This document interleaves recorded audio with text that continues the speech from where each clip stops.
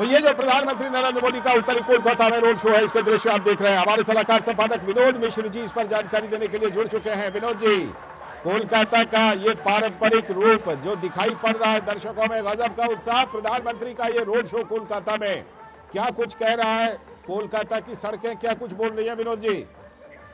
लाल जी, अभी भी prime minister Modi जो अभी आप मंदिर की बात कर रहे थे, वो सबसे मशहूर और सबसे पुराना कलकत्ता का मंदिर टनटनिया मंदिर कहा जाता है। और उस मंदिर की खास विशेषता ये है कि अब रामकृष्ण परमहंस भी कभी कभी वहाँ पूजा करने जाते थे। जी। तो आज प्राइम मिनिस्टर मोदी वहाँ पहुँच के आप समझिए कि जो कलकत्ता की विरासत है, उसकी पहचान है, उसकी अहमियत है, उसको लोगों के सामने में रखा है। और इसलिए उन्होंने माँ काली की पूजा करने के बाद ये रोड शो की शुरुआत करी है। और ये रोड शो की जो भव्यता आप देखते हैं और उस भव्यता के बीच में जो लोगों का उत्साह देखते हैं, ये कलकत्ता है, ये बंगाल है, ये देश की कभी राजधानी हुआ करती थी, ये हमारे आपके कभी सबसे बड़ा औद्योगिक केंद्र हुआ करता था। आज जिस हाल में है वो दुनिया के सामने में है। तो ये प्राइम मिनिस्टर मोदी का वहां पहुंचना एक एस्पिरेशन बंगाल का रिफ्लेक्शन है। वो एस्पिरेशन बंगाल जो बंगाल देश के और देश जो हिस्से हैं, स्टेट है, उसके डेवलपमेंट से अपने को कनेक्ट करना चाहता है। तो ये एस्पिरेशन आप जब लोगों को देखते हैं तो ये उम्मीद का रोड शो है। और इस रोड शो में जब आप प्राइम मिनिस्टर मोदी को देखते हैं तो आप ये लोगों की भीड़ को आप सिंपली ये मत कहिए कि ये सिर्फ नरेंद्र मोदी को देखने के लिए आए हैं। ये वो देखने के लिए आए हैं कि जो 30-32 साल का वो लेफ्ट का वो शासन जो इनइक्वालिटी करते करते बंगाल को कंगाल बनाया, और उसके बाद ममता बनर्जी का वो 15 साल का रूल, तो वो बंगाल को बदलने का, वो कलकत्ता के सिटी के पुराने वैभव को वापस लाने का जो वो ओज है, आज हम प्राइम मिनिस्टर मोदी की इस रोड शो में पाते हैं। लाल जी बिल्कुल, ये रोड शो जिस तरह से आपने कहा कि ये सिर्फ प्रधानमंत्री नरेंद्र मोदी को देखने के लिए आने वाली भीड़ नहीं है। विनोद जी, इस बार एक बात और दिखाई पड़ रही है कि प्रधानमंत्री नरेंद्र मोदी जहां जहां पर रोड शो कर रहे हैं, जहां जहां रैलियां कर रहे हैं, वहां लोग रिस्पॉन्स दे रहे हैं। इस रोड शो में भी किस तरह का रिस्पॉन्स आपको दिख रहा है? लाल जी, ये लोगों ने देखा है, इस देश में बहुत कम लोग इस बात की चर्चा करते हैं या बात करते हैं, लेकिन इस देश के लोगों ने देखा है कि जब प्राइम मिनिस्टर मोदी ने नीति आयोग के पहले दौर में जब प्राइम मिनिस्टर मोदी ने ये बनाया था एस्पिरेशनल डिस्ट्रिक्ट का, वो एस्पिरेशनल डिस्ट्रिक्ट अब एस्पिरेशनल ब्लॉक तक पहुंच गया है। तो लोगों को ये पता है कि अगर इस देश में गरीबी दूर हुई है, 25 करोड़ से ज्यादा लोग गरीबी की रेखा से ऊपर आए हैं पिछले 10 साल में, तो ये क्या मजबूरी थी कि पश्चिम बंगाल उस रेस में नहीं आ पाया? ये क्या मजबूरी थी कि विकसित भारत के संकल्प जो है वो पश्चिम बंगाल को में ब्लॉक कर दिया गया? तो आज जब प्राइम मिनिस्टर वहां लोगों से मिलते हैं, संवाद करते हैं, तो ये उम्मीद की भीड़ है। ये आप कह सकते हैं ये एस्पिरेशनल इंडिया के साथ साथ एस्पिरेशनल बंगाल की वो भीड़ है जो प्राइम मिनिस्टर मोदी को इतने शानदार तरीके से वेलकम किया है। और आप कह सकते हैं कि ये जो 93% का वोट हुआ है पश्चिम बंगाल में फर्स्ट फेज में, वो वही एस्पिरेशन लोगों को दिखता है जो एस्पिरेशन से उसने दुनिया के देश के दूसरे हिस्से में देखा है। वो एक एस्पिरेशन जो है आपको इस भीड़ में दिखता है। ये अद्भुत नजारा है लाल जी, ये अद्भुत संकल्प की वो यात्रा है लाल जी, जो भय और भरोसे के उस संकल्प को लोगों ने पूरा होते हुए देखा है। तो आप कह सकते हैं कि कलकत्ता का ये रोड शो ऐतिहासिक है। प्राइम मिनिस्टर मोदी के अब तक के जितने भी रोड शो है और उसको आप ये कलकत्ता के रोड शो से कंपैरिजन कीजिए तो आपको ये नजारा बिल्कुल एक अद्भुत नजारा लगेगा लाल जी। अच्छा, जैसा आपने कुछ कारण तो विनोद जी गिनाया आपने, लेकिन जरा ये बताइए कि कोलकाता की सड़कें, कोलकाता का भद्रलोक, सब लोग जानते हैं कि भाई कोलकाता के भद्रलोक की बड़ी चर्चा होती है, ये क्या आपको इस बार बदलता हुआ नजर आ रहा है ये भद्रलोक, कोलकाता की सड़कें? लाल जी, ये तो अभी हम इस मामले में ये बता नहीं सकते इन चीजों को हम लोग, लेकिन इतना तो है कि पश्चिम बंगाल ने जिस तरह से रिएक्ट किया है, पश्चिम बंगाल में जो इस बार के चुनाव जो रक्त रंजित पश्चिम बंगाल का इतिहास रहा है, उसमें जो इसमें चुनाव हुआ है, ये स्वच्छ मतदान हुआ है। स्वच्छ मतदान आप जब कहें कि एसआईआर के बाद ये लोगों में कॉन्फिडेंस दिया है कि नो बोगस वोटिंग। जी। लोगों ने ये किया है कि हमारे चुने हुए ही उम्मीदवार चुनाव जीत के जाएंगे, जी। हमारे चुने हुए ही उम्मीदवार ही मुख्यमंत्री बनेंगे। तो ये सबसे काबिले तारीफ इलेक्शन कमीशन की है। और जी। उसके बाद जब आप ये लोगों में उम्मीद देखते हैं तो ये बात लगता है कि जिस बार उसको वो चुन रहे हैं ठीक है। वही आदमी मुख्यमंत्री होगा, वही पश्चिम बंगाल में सरकार बनाएगा। जी। तो ये प्राइम मिनिस्टर मोदी का जब आप देखते हैं हाथ हिलाते हुए और लोगों का अभिवादन करते हुए ठीक। और सड़क के दोनों बगल लोगों की ये भीड़, तो आप कह सकते हैं कि ये लोकतंत्र की ये सबसे मजबूत आप बिल्कुल। कह सकते हैं कि आधार है जो पश्चिम बंगाल ने करके दिखाया है। बने रहिए हमारे साथ विनोद जी, क्योंकि हम और भी कुछ पहलू पर आपसे बात करेंगे। हमारे संवाददाता नीरज सिंह भी हमारे साथ जुड़े हुए। नीरज, प्रधानमंत्री नरेंद्र मोदी जी ने वहां पर जो काली बाड़ी है वहां से शुरुआत की। ये काली बाड़ी से शुरुआत होकर के ये रोड शो लगभग कितना लंबा नीरज चलने वाला है? देखिए 2 किलोमीटर के आसपास का ये रोड शो है और निश्चित तौर पर इसमें समय लगेगा लालजी, क्योंकि हमने देखा है कि बड़ी संख्या में महिलाएं, बुजुर्ग, बच्चे प्रधानमंत्री को देखने के लिए, उनकी एक झलक पाने के लिए लंबे समय से जो इंतजार है वो कर रहे हैं। और आप देखें कि ये प्रधानमंत्री की लोकप्रियता ही है कि पूरे पश्चिम बंगाल में जिस तरीके से प्रधानमंत्री ने कैंपेन किया, लगातार रोड शो किए, जगह जगह जो अपनी पार्टी है उसकी नीतियों को लोगों के सामने रखा, तो एक एक एक एक जन समर्थन के तौर पर जो जनता है वो निकल कर आई है और उनकी बातों में अपना जो सहमति है और अपना जो समर्थन है वो जनता ने दिखाया है। हमने इससे पहले देखा था कि हावड़ा में भी जब रोड शो हुआ था उस समय भी एक बड़ी संख्या में जो हावड़ा वासी हैं वो प्रधानमंत्री को देखने के लिए आए थे और उससे पहले प्रधानमंत्री ने कई सारी रैलियां भी की। आज भी आप देखें कि लाल जी बड़ा व्यस्त शेड्यूल था प्रधानमंत्री का, 2 रैलियां उन्होंने संबोधित की और उसके बाद यहाँ पर पहुंचे हैं रोड शो के लिए। और प्रधानमंत्री का सीधा ये कहना है कि जिस तरीके से ममता सरकार ने यहाँ के लोगों की जो इच्छाएं और लोगों की जो उम्मीदें हैं उस पर कुठाराघात किया है, उसका जो बदला है वो यहाँ की जनता लेना चाहती है वोटों के माध्यम से। हमने देखा था कि संदेश खाली और अम्बेडकर हॉस्पिटल में किस तरीके से महिलाओं के ऊपर अत्याचार किए गए। जब महिलाएं सड़क पर बैठी थी उन अत्याचार के खिलाफ आवाज उठाने के लिए उन महिलाओं के ऊपर लाठीचार्ज किया गया, उन महिलाओं के साथ बदतमीजी की गई। तो ये वो दृश्य भी लाल जी हमने देखे हैं। और इसके साथ साथ हमको मालूम है कि किस तरीके से पूरे राज्य में कट मनी का खेल खेला जाता है, किस तरीके से जो करप्शन है वो इस समय सिर चढ़कर बोल रहा है। ममता को हमने कैंपेन में ही देखा है, जब ममता बनर्जी सीधे सीधे चुनाव आयोग को धमका देती हैं, सीधे सीधे आईएएस और आईपीएस जो अधिकारी हैं उनको धमका देती हैं, तो आप समझ सकते हैं कि आम लोगों की स्थिति क्या है। आम लोग जब कोई भी छोटा से छोटा काम करने जाता है तो कट मनी उसको देनी पड़ती है। करप्शन का जो पैसा है वो अपनी गाड़ी कमाई के द्वारा उसको टीएमसी के पाले हुए गुंडों को पहुंचाया जाता है। हमने देखा था किस तरीके से ईडी के अधिकारियों के ऊपर पथराव किया गया था, उनके सिरों को फोड़ दिया गया था। ये वही पश्चिम बंगाल है और उस समय टीएमसी की सरकार उन गुंडों के साथ खड़ी हो गई थी। ये भी अदालत ने सख्त टिप्पणी पश्चिम बंगाल सरकार के ऊपर की थी। तो ये तमाम ऐसे इशू हैं जिनको जनता देख रही है। जनता चाहती है कि ऐसी सरकार की उनकी इच्छाओं का एक तरीके से वो सरकार पालन करे, विकास करे, जो बेरोजगार युवा है उनको रोजगार दे और खास तौर से महिला सुरक्षा। महिला सुरक्षा एक बड़ा विषय है और इसके साथ साथ जिस तरीके से बांग्लादेश से यहाँ पर घुसपैठ होती है और जो पश्चिम बंगाल के रहने वाले लोग हैं जिनके अधिकारों का हनन किया जाता है उस घुसपैठ के नाम पर और उन लोगों को टीएमसी के लोग पालते हैं, तो ये बड़ा मुद्दा है। और मुझको लगता है कि इसके आधार पर ही जैसा कि हमारे सहयोगी विनोद मिश्रा जी भी बता रहे थे कि इतनी भारी संख्या में वोटिंग होना ये बताता है कि सरकार को लेकर जनता के मन में है। जनता ने कई तरह के जो मुद्दे हैं जिनके आधार पर वोट किया और एक रिकॉर्ड वोटिंग पश्चिम बंगाल में देखने को मिली है।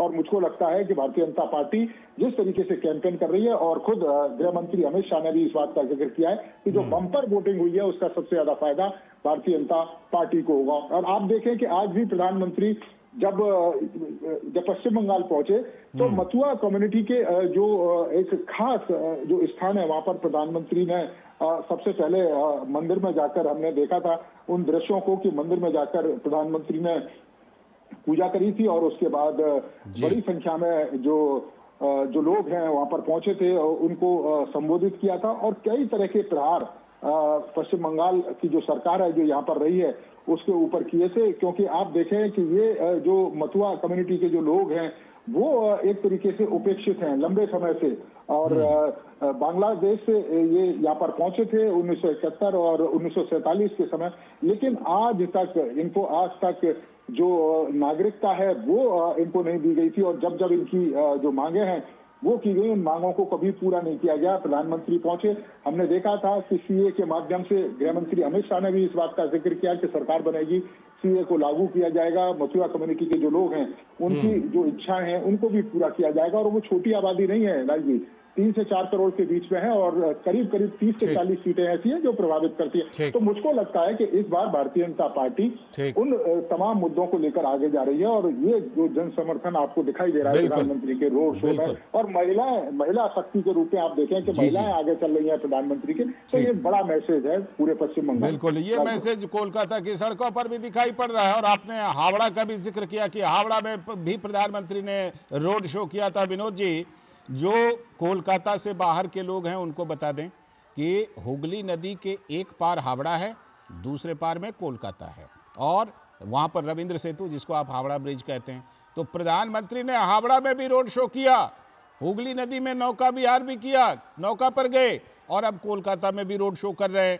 क्या मैसेज प्रधानमंत्री का राजधानी कोलकाता से, विनोद जी, जिस तरह से हावड़ा, हुगली नदी और कोलकाता तीनों को प्रधानमंत्री ने टच किया? लाल जी, अभी आप जो स्क्रीन पे चलते हुए जो लोगों की वो भीड़ और उत्साह में आप महिलाओं की जो तादाद है उसको अगर देखेंगे, और उसको अगर आप इस चीज को जो नोटिस करेंगे और हाथ हिलाते हुए महिलाओं का जो अभिवादन है उसको आप देखेंगे, तो जैसा हम लोग कह रहे थे कि ये उम्मीद की भीड़ है, तो आप ये देखिए कि इसी शहर में, इसी जगह पे का ये जो श्यामगंज का इलाका है, जिसके विधायक है, टीएमसी के विधायक है, मंत्री है शशि पांजा, शायद वही शशि पांजा का ही वो इलाका है, और वो 4 बार के विधायक है, ममता बनर्जी के कैबिनेट में वो कद्देदार मिनिस्टर है। जब आरजी कार्ड मेडिकल कॉलेज में वो छात्रा के साथ में जो घिनौनी वो उसके साथ में रेप और हत्या हुई थी, तो उनसे जब रिपोर्टर ने सवाल किया था तो उन्होंने कहा कि मैं हेल्थ मिनिस्टर नहीं हुआ, हेल्थ मिनिस्टर से पूछो कि मेडिकल कॉलेज की हालत क्या है। और यहाँ इस राज्य के हेल्थ मिनिस्टर और होम मिनिस्टर खुद ममता बनर्जी है। जी। तो आप सोचिए कि एक अकाउंटेबिलिटी और एक सेंसिबिलिटी क्या है इस स्टेज में, और एक महिला मंत्री को कि जो आर्जिकर की उस डॉक्टर की, जो एक इतनी मेरिटोरियस डॉक्टर और इतना क्वालिफाइड डॉक्टर की हत्या को इतना मामूली से लेना और इतना इनसेंसिटिव उसका रिप्लाई देना, आज उसी शशि पांजा के इस कंस्टिट्यूंसी में प्राइम मिनिस्टर मोदी का ये रोड शो है। और उसमें आप ये देखिए कि 2 से 3 महीना आपने लंबी इसके लिए एक तरह से डीडी में भी इसके कई स्टोरी किए होंगे कि लगभग 6 महीने तक डॉक्टर उसके स्ट्राइक में वहां बैठे रहे, कोई पूछने वाला नहीं रहा। ह्यूमन राइट ऑर्गेनाइजेशन से लेके देश के कई ऑर्गेनाइजेशन बाद में कोर्ट ने भी दखल दी, और इसके बाद उसके मामले को कभी ऐसा हुआ नहीं। आज जब महिलाओं के पहली पंक्ति कतार में चलते हुए इस रोड शो में आप देखते हैं, तो मुझे लगता है कि वो दर्द जो थी, वो टीस जो थी, वो लोगों की कभी वो खत्म नहीं हुई थी, उनको न्याय नहीं मिला, वो जस्टिस नहीं मिला। आरजी कार्ड मेडिकल कॉलेज की वो महिला, वो डॉक्टर की जो माँ है, तो आप आज देखिए कि वो खुद बीजेपी के कैंडिडेट पे टिकट लड़ रहे हैं उसी पश्चिम बंगाल कोलकाता के इसमें। तो ये जो लोग हैं कि लोग जो जानते हैं कि लोग भूल जाते हैं, लोगों को भूलने की आदत है, ये लोग भूलते नहीं हैं। पश्चिम बंगाल में उसका चेन रिएक्शन हमने देखा है, जो महिलाओं को हमने देखा है जिस तरह से रिएक्ट करते हुए और वोटिंग का पैटर्न बदलते हुए, तो ये लगता है कि एक बड़ा रिएक्शन है। और आज आप इस भीड़ में देखिए, आधी आबादी आपको आधी वही महिलाएं लगती होगी जो इस रोड के भीड़ के साथ साथ प्राइम मिनिस्टर के काफिले के साथ साथ आगे बढ़ते हुए दिख रही है। तो ये जो जोश है, ये जो जोश आप दिख रहे हैं, वो जोश में कोई ना कोई एक संकल्प है। हर के अपने अपने संकल्प होते हैं। बगना आप 42 डिग्री टेम्परेचर में एक तो प्राइम मिनिस्टर का ये रोड शो और उसमें घंटों से इंतजार करते हुए लोगों का, आप उस चीजों को देखिए कि उन लोगों में एक किस तरह का एक कमिटमेंट लेवल है, और वो जो प्राइम मिनिस्टर मोदी के इस रोड शो में है, तो मुझे ये लगता है कि इस देश के लोकतंत्र के लिए यही एक मौका होता है जबकि जनता अपना फैसला देती जी। है। और जनता जब फैसला देती है तो वो झन्नाटेदार फैसला देती है, जिसमें जो सरकारें होती है वो किसी तरह से नैरेटिव्स में बायां दायां करती है, लेकिन जनता उसको भूलती नहीं है। जनता अपने एजेंडे को हमेशा सामने में रखती है। आप इसे देखिए, श्याम बाजार के उस भीड़ में, उस इलाके में लोग जहां तक आपकी नजर जाएगी ठसाठस भीड़ की, वो आप देख रहे होंगे कि भरी हुई और खचाखच भीड़ से प्राइम मिनिस्टर मोदी का ये काफिला निकलते हुए जब आप देख रहे हैं, शाम की हल्की सी जो रोशनी है उसके साथ में आप देख रहे हैं लोगों की भीड़ और दोनों बगल के आसपास के लोगों की उम्मीदें। तो ये आप कह सकते हैं कि मैं कहता हूं सबसे बड़ा कि इस प्राइम मिनिस्टर मोदी इस देश के, जब भी हम लोग चर्चा करते हैं कि वो कैसे एक एस्पिरेशनल इंडिया के सबसे बड़े जननायक हैं, तो ये भीड़ बताती है। आज जब आप सड़क के दोनों किनारे प्राइम मिनिस्टर मोदी के लगे हुए कटआउट को देखते हैं, तो शायद ममता बनर्जी भी याद करती होगी कि वो बार बार इसी बाहरी के और बंगाली के मुद्दे पे 2021 का चुनाव लड़ा था और हर बार बंगाली अस्मिता की बात कही थी करके उन्होंने एक तरह से ये बताने की कोशिश की थी कि ये सारे आउटसाइडर हैं। आज बंगाल के लोगों ने जो प्यार दिखाया है, उत्साह दिखाया है मोदी को लेके, अमित शाह को लेके और इस भीड़ का कारवां जो सामने में लाया है, तो वो सारे नैरेटिव्स को फेल किया है और उसने बताया है कि देश के मुख्य धारा में जुड़ने का सबसे बड़ा संकल्प यही है कि विकसित भारत के साथ आपको जुड़ना होगा। जो प्राइम मिनिस्टर मोदी ने संकल्प दिखाया, वो रास्ता दिखाया है। तो मुझे लगता है इस भीड़ को जब हम कहते हैं ये उम्मीद की भीड़ है, ये एस्पिरेशनल बंगाल की भीड़ है, ये एक संकल्प की भीड़ है, तो वो आज हम कलकत्ता के बाजारों में देखते हैं, इस उमंग को देखते हैं, इस भीड़ के जोश में देखते हैं। बिल्कुल, ये जोश दिखाई पड़ रहा है और ये जोश नीरज ये जोश ये भी कह रहा है कि जिस मुद्दे को टीएमसी ने उठाया कि ये लोग तो बाहर से आए हुए हैं, अगर इस तरह का जोश है कोलकाता की सड़कों पर लोगों का, तो ये तो कहा जाएगा कि लोगों ने इस बात को नहीं माना, टीएमसी की इस बात को। देखिए, बिल्कुल आपने सही कहा और आप देखें कि प्रधानमंत्री को लेकर एक अलग तरह का उत्साह यहाँ के लोगों में देखने को मिलता है। आप देखें, ये कोई पहला ऐसा नहीं है कि केवल पॉलिटिकल प्रधानमंत्री के दौरे रहे हों। इससे पहले भी हजारों लाखों करोड़ की जो सौगातें हैं पश्चिम बंगाल के लोगों को प्रधानमंत्री के द्वारा दी गई हैं। हमने देखा है कि रोड कनेक्टिविटी से लेकर रेल कनेक्टिविटी, हवाई कनेक्टिविटी के क्षेत्र में बड़े पैमाने पर काम किया गया है, वाटर कनेक्टिविटी पर बड़े पैमाने पर काम किया गया है। खासतौर से हमने देखा है कि हुगली में मेट्रो का जो प्रोजेक्ट है वो प्रधानमंत्री ने शुरू किया था कि यहाँ की जो लोग हैं जिस तरीके से जाम से जूझते हैं उससे उनको निजात मिले। रोजगार के क्षेत्र में हमने देखा है कि किस तरीके से यहाँ पर काम की गई। और आप जैसे विनोद जी बता रहे थे, ये भीड़ कोई अचानक से लालजी आई भीड़ नहीं है। यहाँ के कार्यकर्ताओं ने अपने आप को खपाया है इस भीड़ के लिए। यहाँ के कार्यकर्ताओं ने राजनीतिक हिंसा का शिकार होने के बावजूद भी भारतीय जनता पार्टी के झंडे को अपने हाथों में लेके वो खड़े रहे हैं। न सिर्फ खड़े हैं बल्कि जिस तरह की पुष्प वर्षा कर रहे हैं, हम देख रहे हैं किस तरह से प्रधानमंत्री नरेंद्र मोदी के साथ लोग अभिवादन का आदान प्रदान कर रहे हैं, फूलों की बारिश कर रहे हैं। और ये तब जब निश्चित तौर पर उमस वाली गर्मी इतनी ज्यादा कोलकाता में इन दिनों पड़ रही है, कोलकाता की सड़कों पर नीरज, उसके बावजूद लोगों में इतना उत्साह नीरज। देखिए, बिल्कुल मैं वही उसी बात का जिक्र कर रहा था लाल जी कि ये जो उत्साह है वो पार्टी के उन कार्यकर्ताओं की एक तरीके से मेहनत है जिन्होंने सालों तक तपस्या की है, सालों तक अपनी पार्टी के झंडे को यहाँ के लोगों के बीच में रखा है। केंद्र सरकार की तमाम योजनाओं का जो जिक्र है उन्होंने किया है। आप देखिए कि 2011 में मात्र 4% वोट भारतीय जनता पार्टी को मिले थे, लेकिन आज बढ़ते बढ़ते वो 40% के आसपास, जब 2024 के हम लोकसभा इलेक्शन को देखते हैं, आप देखें कि 2014 में 17% के आसपास वोटिंग मिली थी, 19 में 40%, 21 के जो विधानसभा चुनाव हुए थे 38% से ज्यादा का voting share Bharatiya Janata party ने हासिल किया था। तो ये कोई एक दिन की मेहनत नहीं है, इसके लिए लंबे समय तक जो प्रयास है वो किए गए। आप देखें कि मोटामोटी अगर हम पश्चिम बंगाल को अगर राजनीतिक दृष्टि से देखें तो इसको हम 4 भागों में अगर लालजी बांटे तो उत्तर बंगाल वाला जो हिस्सा है उसमें भारतीय जनता पार्टी हमेशा से मजबूत रही है, चाहे कूच बिहार हो, उत्तर बंगाल में ये अलीपुर द्वार का हिस्सा हो, जलपाईगुड़ी हो, दार्जिलिंग हो और उत्तर दिनाजपुर का इलाका हो। यहाँ पर भारतीय जनता पार्टी ने हमेशा से बेहतर प्रदर्शन किया है और जो सीटें हैं वो भी मैक्सिमम भारतीय जनता पार्टी को मिली है। मथुरा बेल्ट दक्षिण बंगाल की निर्णायक शक्ति है, लागी 30 से 40 सीटें हैं वो डिफेंड करती हैं और ये वो सीटें हैं जिनके पास चली जाती हैं वो पश्चिम बंगाल में अपनी जो सरकार है वो बना लेता है, खासतौर से उत्तर 24 परगना, बनगांव, नदिया, ये ऐसे इलाके।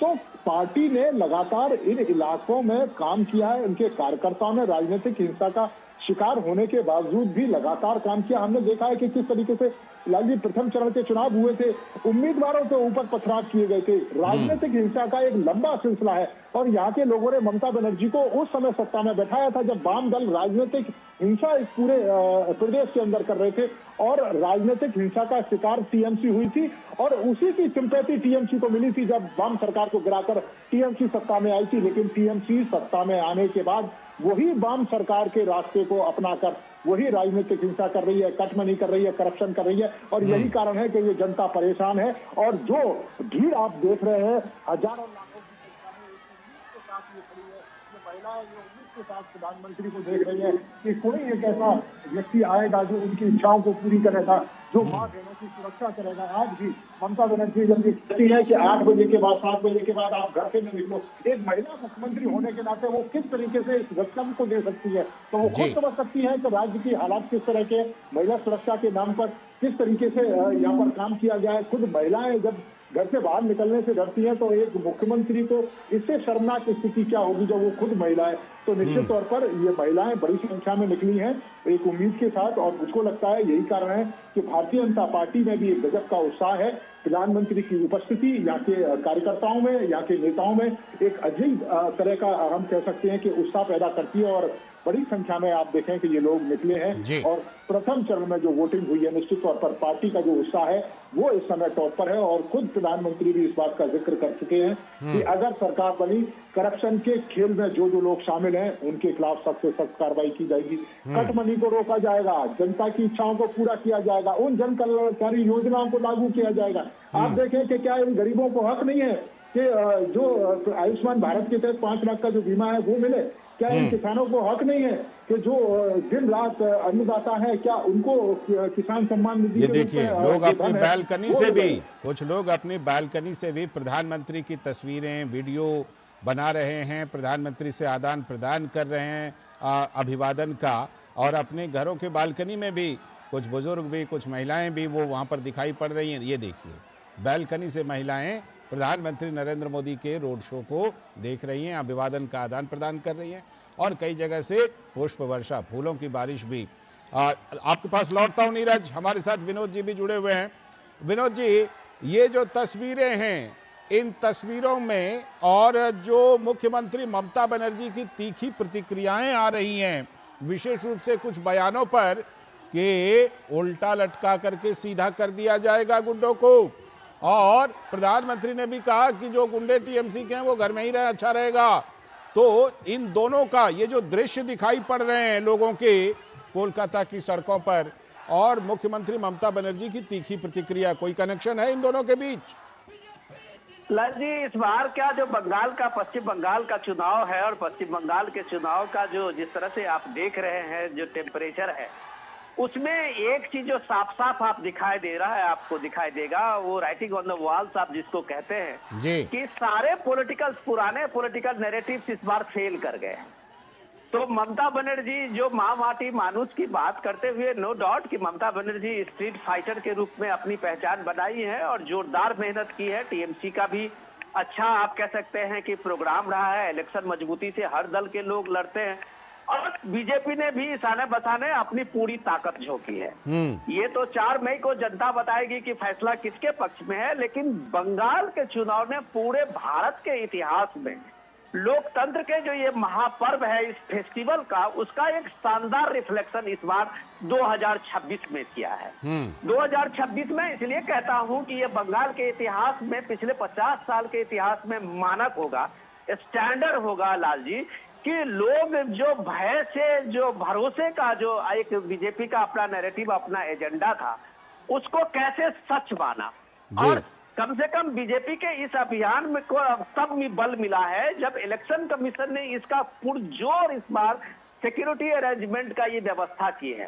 तो अब आप देखिए कि इस बार जो भय से भरोसे का जो ये चुनाव है, ये यात्रा है इस बार का, उसमें लोग अगर इस बार भय मुक्त होकर इलेक्शन करने निकले हैं और लोग जिस तरह से रिएक्ट कर रहे हैं, ये चौंकाने वाली है बात है। क्योंकि 30-32 साल के लेफ्ट के शासन में और ममता बनर्जी के 15 साल के शासन में ये माहौल नहीं दिखा था। बंगाल में जो एक उत्सव का नजारा होता है वो नहीं दिखा था। वो पार्टी के अपने वर्कर अपने तरीके से सेलिब्रेट करने का जो ये था, वो सत्ता पे एक कब्जा का वो एक नैरेटिव होता था। जो ममता बनर्जी लक्ष्मी भंडार योजना के कारण महिलाओं को का जो वोट है उसमें वो कहती है कि सबसे बड़ा उनका एक बैंक बना था। अब वो लक्ष्मी भंडार योजना पिछले इन वर्षों में ये मामला थोड़ा सा ऊपर आ गया है।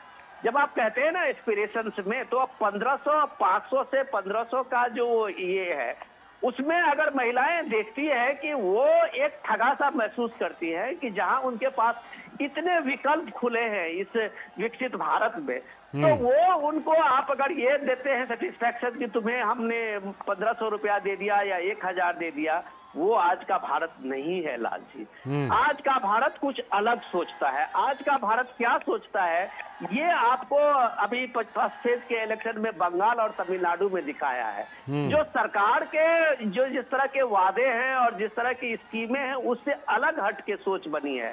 एक सरकार का जो रिफ्लेक्शन लोगों ने जो दिखाया है कि कैसी हो सरकार, ये आपको सच में 2026 के नतीजे के बाद आपको देखने को मिलेगा। बिल्कुल इंपॉर्टेंट ये है कि इस बार के पॉलिटिक्स को जब आप कहते हैं कि ममता बनर्जी का नैरेटिव कैसे बदला है, तो इस बार टीएमसी को लोगों के बीच में एक ओरिजिनल अपना कुछ कहने के लिए कुछ नहीं था। पहले दिन से अगर आप इस चीज को देखें कि ममता बनर्जी एसआईआर के खिलाफ लड़ते देखी, इलेक्शन कमीशन को एजेंडा बनाया, सुप्रीम कोर्ट तक वो खुद ममता बनर्जी आज सीएम वकालत करने पहुंची। वो एक जो शो था उनका कि वो एक कम्युनिटी को बताने के लिए एड्रेस करने के लिए आ रही थी कि वो हम सबसे बड़े तुम्हारे रहनुमा हैं, हम ही तुम्हारे रक्षक हैं। तो एक बीजेपी आएगी इसका खौफ देके आपने कई सरकारों रीजनल पार्टियों को देखा था कि अपने एक बड़ा वजूद का एक स्ट्रक्चर बनाया था। चाहे वो लालू यादव का टेन्योर लिखिए या समाजवादी पार्टी का उसी में देखिए, इन लोगों के राजनीतिक आधार इसी पूंजी पे चलती थी कि बीजेपी आ जाएगी और वो इसको रोकने के लिए तमाम जो सो कॉल्ड सेकुलर दलों का वो एक गठबंधन बनाते थे और चुनाव लड़ते थे जी। लेकिन आज कल का जो सेकेंड फेज के चुनाव प्रचार के लिए उतरे राहुल गांधी का 2 ही घंटे का बंगाल दौरा था और उसमें उन्होंने जिस तरीके से ममता बनर्जी के भय और भ्रष्टाचार पे हमला बोला है, तो लाल जी ये बात साफ है कि पॉलिटिकल पार्टी इस बार लोगों ने जो दीवारों पे लिख दिया है उसको बड़ी तरीके से पढ़ रहे हैं बगैर चश्मे के जी। और वो ये पढ़ रहे हैं कि ये एक परिवर्तन का जो बंगाल के लोगों ने जो दिखाया है और बंगाल के लोगों ने जिस तरह से इस बार बीजेपी को लेके उत्साह दिखाया है, रिजल्ट उसका जो भी हो, लेकिन जो उत्साह दिखाया है भीड़ के रूप में, वो मुझे लगता है कि ये सारे पॉलिटिकल पार्टीज और सारे पॉलिटिकल एनालिस्ट पढ़ रहे हैं और बहुत करीब से पढ़ रहे हैं। लाल जी आपको ये भी बताने की जरूरत है कि ये देखिए कि इस बार पश्चिम बंगाल में कम से कम 40-50 हजार बूथों पे जो मतदान हुआ है उसको लेके किसी पॉलिटिकल पार्टी ने ये नहीं कहा है कि ये गड़बड़ी हुई है, इसका रिपोलिंग होनी चाहिए, इसका रिपोल होना चाहिए, ये भी आपने नहीं सुना होगा। तो ये सारी चीजें अगर हो रही है तो इसका मतलब है कि इस बार बंगाल के चुनाव को लोग लीड कर रहे हैं, आम लोग लीड कर रहे हैं और वो आम लोग जब लीड करते हुए दिखते हैं और उसके बीच में जब आप प्राइम मिनिस्टर मोदी का ये रोड शो देखते हैं तो आपको लगेगा कि उस लोगों के साथ में प्राइम मिनिस्टर का वो कम्युनिकेशन है जो पश्चिम बंगाल में बीजेपी को एक मजबूत आधार दिया है। बिल्कुल, और इस आधार में आधी आबादी का बहुत बड़ा रोल होने वाला है, ऐसा लग रहा है।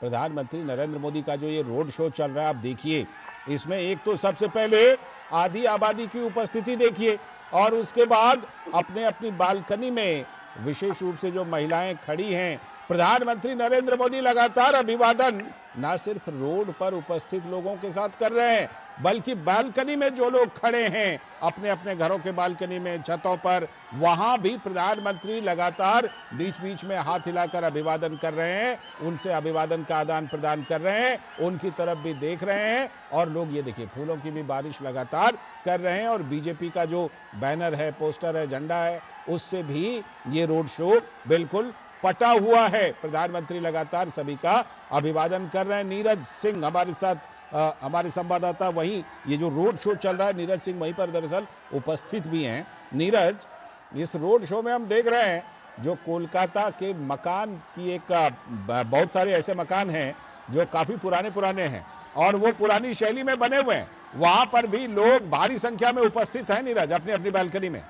देखिए, बिल्कुल कोलकाता की पहचान है उसका आर्किटेक्ट, और आप देखें कि उस तरह की जो बिल्डिंग है वो कोलकाता में आपको जगह जगह दिखाई देंगी। लेकिन ये दृश्य निश्चित तौर पर लाल जी अद्भुत है। आप देखें कि आधी आबादी हाथ हिलाकर किस तरीके से प्रधानमंत्री नरेंद्र मोदी का स्वागत कर रही है। हमने देखा है उन दृश्यों को कि बालकनी में सेल्फी लोग ले रहे हैं प्रधानमंत्री का, और एक अलग एक अजीब तरह का जो उत्साह है वो लोगों में दिखाई दे रहा है। एक हम ये कह सकते हैं कि आस के तौर पर प्रधानमंत्री को देख रहे हैं। कोई हिस्सा हमको दिखाई नहीं दे रहा है। आप देखें कि फूलों की बारिश की जा रही है, लोग हैं वो प्रधानमंत्री को हाथ हिलाकर उनका स्वागत कर रहे हैं, वेलकम कर रहे हैं कि एक तरीके से पश्चिम बंगाल में आइए।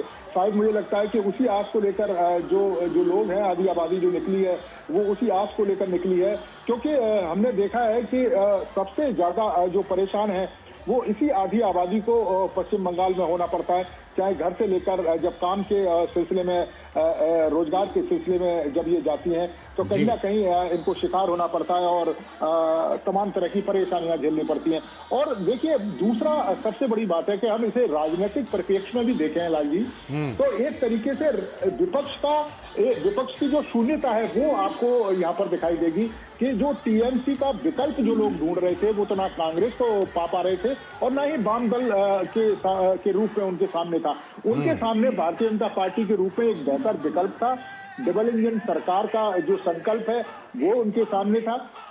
प्रधानमंत्री ने लगातार कई बार जिक्र भी किया है कि केंद्र सरकार तमाम योजनाओं को यहाँ पर शुरू करना चाहता है, लेकिन टीएमसी की जो सरकार है वो राजनीतिक द्वेष के तहत ना तो कई बार जो योजनाएं उनको लागू करती है, जमीनें तक जो केंद्र सरकार है उसको नहीं देती है, पैसा जो बड़े पैमाने पर आता है उसमें भी करप्शन का खेल खेला जाता है। लाल जी, आपको बता दें कि आज भी जो पीडीएस स्कैम यहाँ पर हुआ था 10,000 करोड़ से ज्यादा का, जो केंद्र सरकार के द्वारा अनाज भेजा जाता है यहाँ के गरीब लोगों के लिए, उन मजदूर लोगों के लिए जो बेचारे दिन रात मेहनत की कमाई करते हैं, उसमें से 10,000 करोड़ का घोटाला किया गया।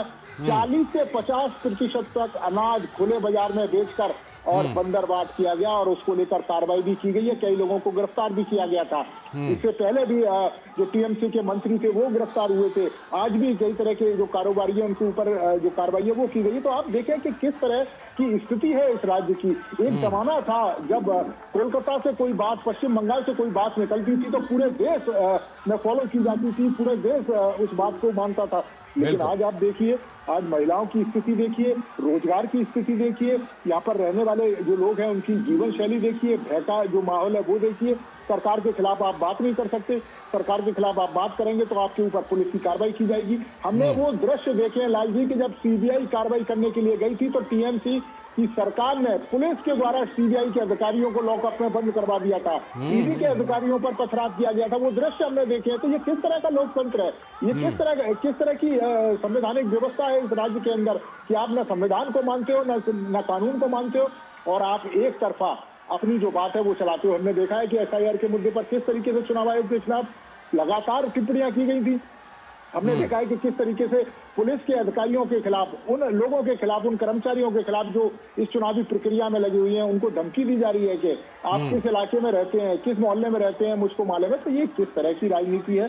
एक समझ से परे है। और मुझको लगता है कि बड़ी संख्या में जो लोग यहाँ पर निकल कर आए हैं लाल जी, वो समझते हैं कि दूसरे राज्यों में जहाँ बीजेपी की सरकार है वहाँ किस तरीके से विकास हुआ है, किस तरीके से लोगों की इच्छाओं की पूर्ति की गई है। हमने उन दृश्यों को भी देखा है कि जब यहाँ पर उत्तर प्रदेश के मुख्यमंत्री यहाँ पर कैंपेन करने के लिए आए थे तो उनकी सभा में भी बड़ी संख्या में भीड़ आई थी। तो अब यहाँ पर जो लोग हैं वो चाहते हैं कि ऐसी सरकार जो विकास का काम करे, उन समस्याओं का समाधान करें जिनका दशकों से ये जो लोग हैं, गरीब लोग हैं, वो सामना कर रहे हैं। आप देखें जंगलों से खड़े होकर किस तरीके से अभिवादन प्रधानमंत्री का किया जा रहा है। तो ये अद्भुत दृश्य है और ये बताता है कि लोगों के मन में बहुत कुछ है और निश्चित तौर पर जब वोट करने जाएंगे उनके मन की बात ईवीएम में दर्ज की जाएगी और जब 4 मई को रिजल्ट निकल कर सामने आएंगे तो ये पता लगेगा कि लोगों ने अपने मन की बात को किस तरीके से दर्ज किया। ना जी बिल्कुल बिल्कुल, ये मन की बात जो लोगों के मन की बात है वो सबसे बड़ी मन की बात होती है। और अब विनोद जी, जिस तरह से कि प्रधानमंत्री नरेंद्र मोदी का इस समय जो ये रोड शो कोलकाता की सड़कों पर, और जिस तरह से कि सड़कें भरी, अच्छा देखिए सड़कों के किनारे बैरिकेड लगाए जाते हैं, ये तो आपने देखा ही होगा, लेकिन बैरिकेड के पीछे कितने लोग हैं जो कि प्रधानमंत्री नरेंद्र मोदी को देखने के लिए और उनके साथ अभिवादन करने के लिए आए हैं। कोलकाता की सड़कें जो ये कह रही हैं विनोद जी, इसमें निश्चित तौर पर जो बहुत सारी बातें पश्चिम बंगाल के लोगों के लिए, कोलकाता के लोगों के लिए, भद्रलोक के लोगों के लिए कही जाती थी, वो सारी धारणाएं टूटती हुई नजर आ रही हैं आज के रोड शो से। लाल जी, इस रोड शो में जो कई चीजों के देखने के साथ साथ अगर मैं देखता हूं कि वो जो बड़े बड़े कटआउट्स लगे हुए हैं वो कलकत्ता के उस विरासत की तस्वीरें भी हैं, जिसमें रविंद्रनाथ टैगोर से लेके अरविंदो से लेके अगर आप देखते हैं लगे हुए देखते तो मुझे लगता है कि ये जो बड़े महारथी थे, ये देश की जो पहचान थी, बंकिम चंद्र चटर्जी से लेके वो सारे लोग कहाँ इस कलकत्ता के और पश्चिम बंगाल के पॉलिटिकल नैरेटिव में लेफ्ट से लेके और टीएमसी तक गुम हो गए थे। बंगाल के इस आदर्श को और कलकत्ता की इस पहचान को किसने मिटाया था? आज अगर आप देखिए कि इस प्राइम मिनिस्टर मोदी के इस रोड शो के का दोनों बगल जो कटआउट मैंने अभी देखा था, रविन्द्रनाथ टैगोर का, बंकिम चंद्र चटर्जी का, अरविंदो जी का, तो मुझे लगा कि इस विरासत को क्या अपनी नई पीढ़ी के बीच में नहीं ले जाया जाना चाहिए था? क्या इस विरासत को कहीं लगा नहीं होगा कि कलकत्ता की जो पहचान है, जब जिस दौर था लाल जी की कलकत्ता से कम 4 से 5 बड़े बड़े साइंटिस्ट दुनिया में उनकी अपनी एक पहचान होती थी। कलकत्ता का जो पश्चिम बंगाल का जो एक इंटेलेक्चुअल हब था वो कलकत्ता जाना जाता था। पश्चिम बंगाल की बात जब आप करें, आप भी उसी इलाके से पास के ही हैं, तो उस समय में अगर बिहार से लेके और पूरे पूर्वांचल तक के जो पढ़ाई लिखाई का जो सबसे बड़ा आप कह सकते हैं कि एक ऑक्सफोर्ड हुआ करता था कलकत्ता। बेशक, और कलकत्ता यूनिवर्सिटी, प्रेसिडेंसी कॉलेज, जिसमें उन सारे इलाकों के लिए, उन इलाकों के लोगों के लिए उसी कॉलेज में पढ़ना अपने आप में ऑक्सफोर्ड और हार्वर्ड के जैसा पढ़ना होता था। बिल्कुल। आज उसकी शांति निकेतन जो कलकत्ता क्या, पश्चिम बंगाल क्या, पूरे दुनिया में उसकी एक शख्सियत थी जो गुरु रविन्द्रनाथ टैगोर ने उसको बनाया था। आज उन सारे जादवपुर यूनिवर्सिटी, उसका क्या हो गया लाल जी? वो कहां से गुम हो गई उस चीजों के बीच में। आज जब इस लोगों का रोड शो देखते हैं तो मुझे लगता है कि उसमें एक अपनी विरासत को पाने की भी वो ललक है।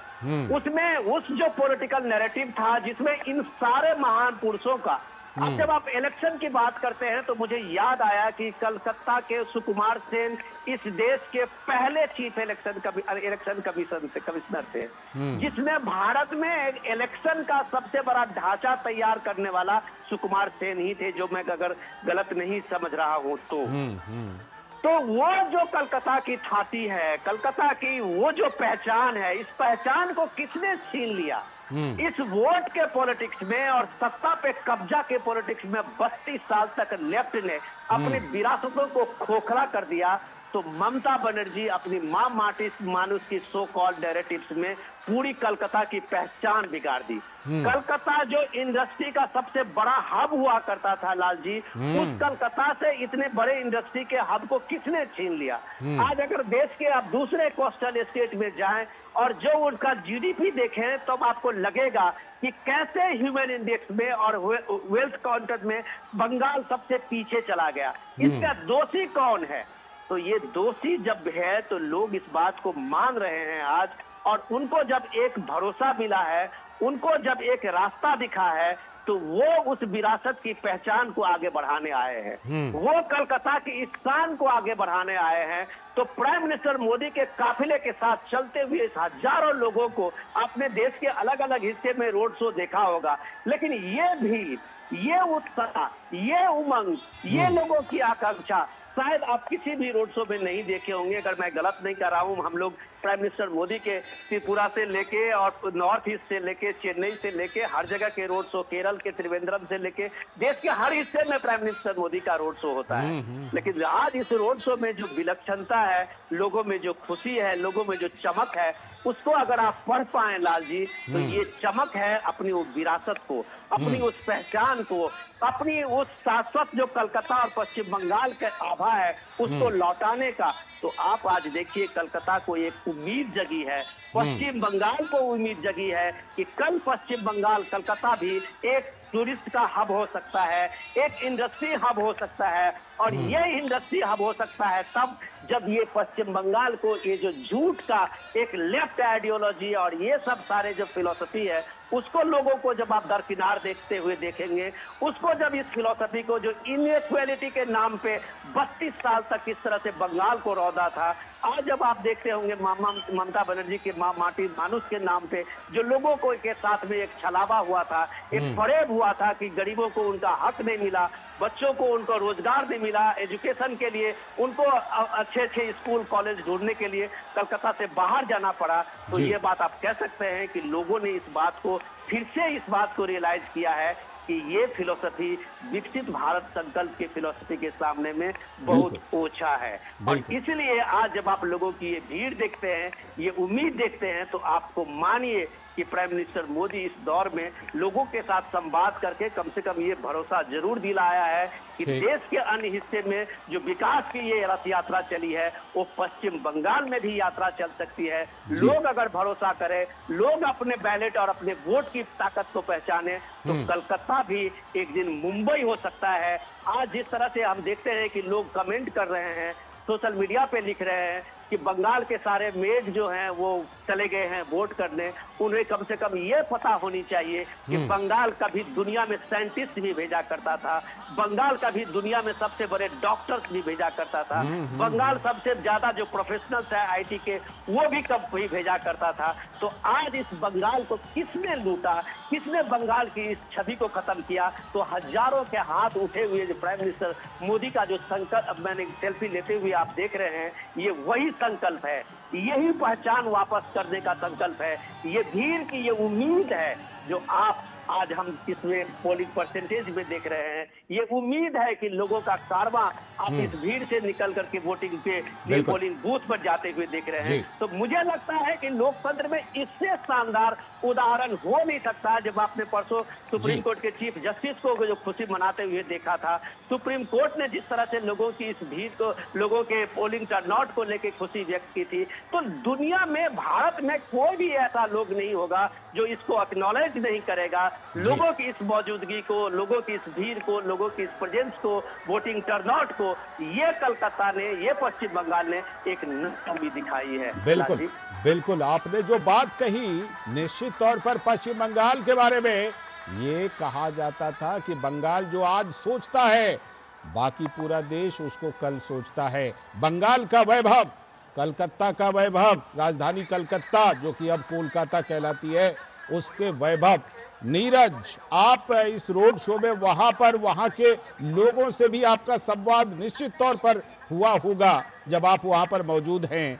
वो जो वैभव पाने की, वापस पाने की ललक जिसका अभी जिक्र विनोद जी कर रहे थे, और प्रधानमंत्री नरेंद्र मोदी जिस तरह से वहां पर लोगों से जुड़ रहे हैं, क्या वो ललक भी लोगों में आपको वहां दिखाई पड़ती है, जिसकी वजह से ये बदला बदला सा बंगाल, बदला बदला सा कोलकाता शहर और कोलकाता की सड़कें दिखाई पड़ रही हैं? कि उमस भरी इस भीषण गर्मी में अगर कोई व्यक्ति दोपहर के 2 बजे से लेकर और शाम को 6:45 बजे तक खड़ा हुआ है सिर्फ प्रधानमंत्री को देखने के लिए, तो ये भीड़, ये लोग अचानक से आए हुए नहीं हैं और ना ही कोई बुलाए गए हैं। आप देखें कि इतनी भीषण गर्मी में खड़े होने के बावजूद भी उनके चेहरे पर एक चमक दिखाई दे रही है, उनके चेहरे पर एक आस दिखाई दे रही है, बदलते बंगाल की आस दिखाई दे रही है। उन युवाओं को एक उम्मीद दिखाई दे रही है कि आने वाला कल बेहतर हो सकता है। उन महिलाओं को एक भरोसा दिखाई दे रहा है कि आने वाले समय में वो रात को 12 बजे भी अपने काम के सिलसिले में बंगाल की सड़कों पर घूम सकती हैं। जो बुजुर्ग महिलाएं हैं, जो खासतौर से जो बुजुर्ग पुरुष हैं, उनको दिखाई दे रहा है, गरीब लोगों कि वो 5 लाख का जो बीमा है, जिस इलाज की उनको जरूरत है, वो संभव हो सकता है। किसानों को वो आस दिखाई दे रही है। तो ये दृश्य तो लाल जी कम से कम वही बता रहे हैं। और इनमें सबसे ज्यादा आप देखें कि आधी आबादी का जो उल्लास है वो आपको खास तौर से दिखाई देगा। और ये आधी आबादी आप देखें कि प्रथम चरण का जब मतदान हुआ था, उस प्रथम चरण के मतदान में बढ़ चढ़कर हिस्सा लिया था इस आधी आबादी ने। और आप देखें कि जब प्रधानमंत्री इस बात की जिक्र करते हैं कि सबका साथ सबका विकास, तो उस सबका साथ सबके विकास में उस हर गरीब व्यक्ति तक की उन योजनाओं की पहुंच को पहुंचाने का संकल्प है प्रधानमंत्री का, जो आज टीएमसी सरकार में संभव नहीं हो पा रहा है, क्योंकि राजनीतिक जो द्वेष है वो सामने आ जाता है। हमने इस तरह का दुर्लभ राजनीतिक द्वेष है वो कभी देखा नहीं है। भवानीपुर में लाल जी कल सभा हो रही थी और ममता बनर्जी उस सभा को छोड़कर चली गई सिर्फ इसलिए कि शुभेंदु अधिकारी भी बगल में कहीं सभा हो रही थी, उसको संबोधित कर रहे थे। हमने उन दृश्यों को देखा है कि प्रधानमंत्री राहुल गांधी से संसद भवन में मिलते हैं और काफी देर तक खड़े होकर बातचीत करते। राजनीतिक विचारधारा अलग अलग हो सकती है, लेकिन ये किस तरह का देश है कि अगर कोई पॉलिटिकल पार्टी के लोगों के द्वारा अगर कोई रैली को संबोधित किया जा रहा है तो आप गुस्से में चली जाती हैं, आप जिस तरीके के आरोप लगाती हैं। तो ये बदले की राजनीति हमको दिखाई दे रही है। और मुझको लगता है कि पश्चिम बंगाल के लोगों को भी पसंद नहीं आ रहा है कि ममता बनर्जी जिस तरीके से लगातार प्रहार कर रही हैं, लोकतांत्रिक संस्थाओं पर प्रहार कर रही हैं, सरकारी कर्मचारियों पर प्रहार कर रही हैं, उनके जो नेता हैं, उनके जो समर्थक हैं, वो जिस तरीके से जनता से कटबनी लेते हैं, जिस तरीके से करप्शन का खेल खेला जाता है, मुझको लगता है कि उसी चीजों को जड़ से मिटाने के लिए आज के रूप में ये लाखों की संख्या में जो लोग हैं वो आए हैं। हावड़ा में भी हमने लाल जी इसी तरह का दृश्य हावड़ा में भी हमने देखा था कि महिलाएं और जो युवा हैं वो बड़ी संख्या में खड़े हुए थे। और आप देखें कि जब भारतीय जनता पार्टी ने अपना जो मैनिफेस्टो जारी किया लाल जी, उसमें उन तमाम चीजों को समाहित किया गया। आप देखें कि महिलाओं के लिए आर्थिक सहायता जो देने की जो बात है गरीब महिलाओं को, उसका जिक्र प्रधानमंत्री और जो पार्टी के जो लोग हैं, गृह मंत्री अमित शाह, वो लगातार करते रहे कि 3,000 रुपए की जो आर्थिक सहायता है वो हर महीने महिलाओं को दी जाएगी। प्रतियोगी परीक्षाओं के लिए जो गरीब तबके के लोग हैं 15,000 रुपए की एक मुश्त सहायता दी जाएगी ताकि वो लोग किताबें खरीद सकें, जो पढ़ाई है वो कर सकें। सबसे बड़ी बात, राज्य की सभी सरकारी और गैर सरकारी नौकरियों में जिस तरीके से महिलाओं को प्राथमिकता देने की जो बात है वो पार्टी कर रही है, उन्होंने अपने मैनिफेस्टो में जिक्र किया। और खासतौर से महिला सुरक्षा को लेकर दुर्गा सुरक्षा स्क्वाड नाम से एक विशेष पुलिस महिला बल का जो गठन है वो किया जाएगा, ताकि महिलाओं में जो असुरक्षा की भावना है लाल जी, वो असुरक्षा की भावना दूर हो सके।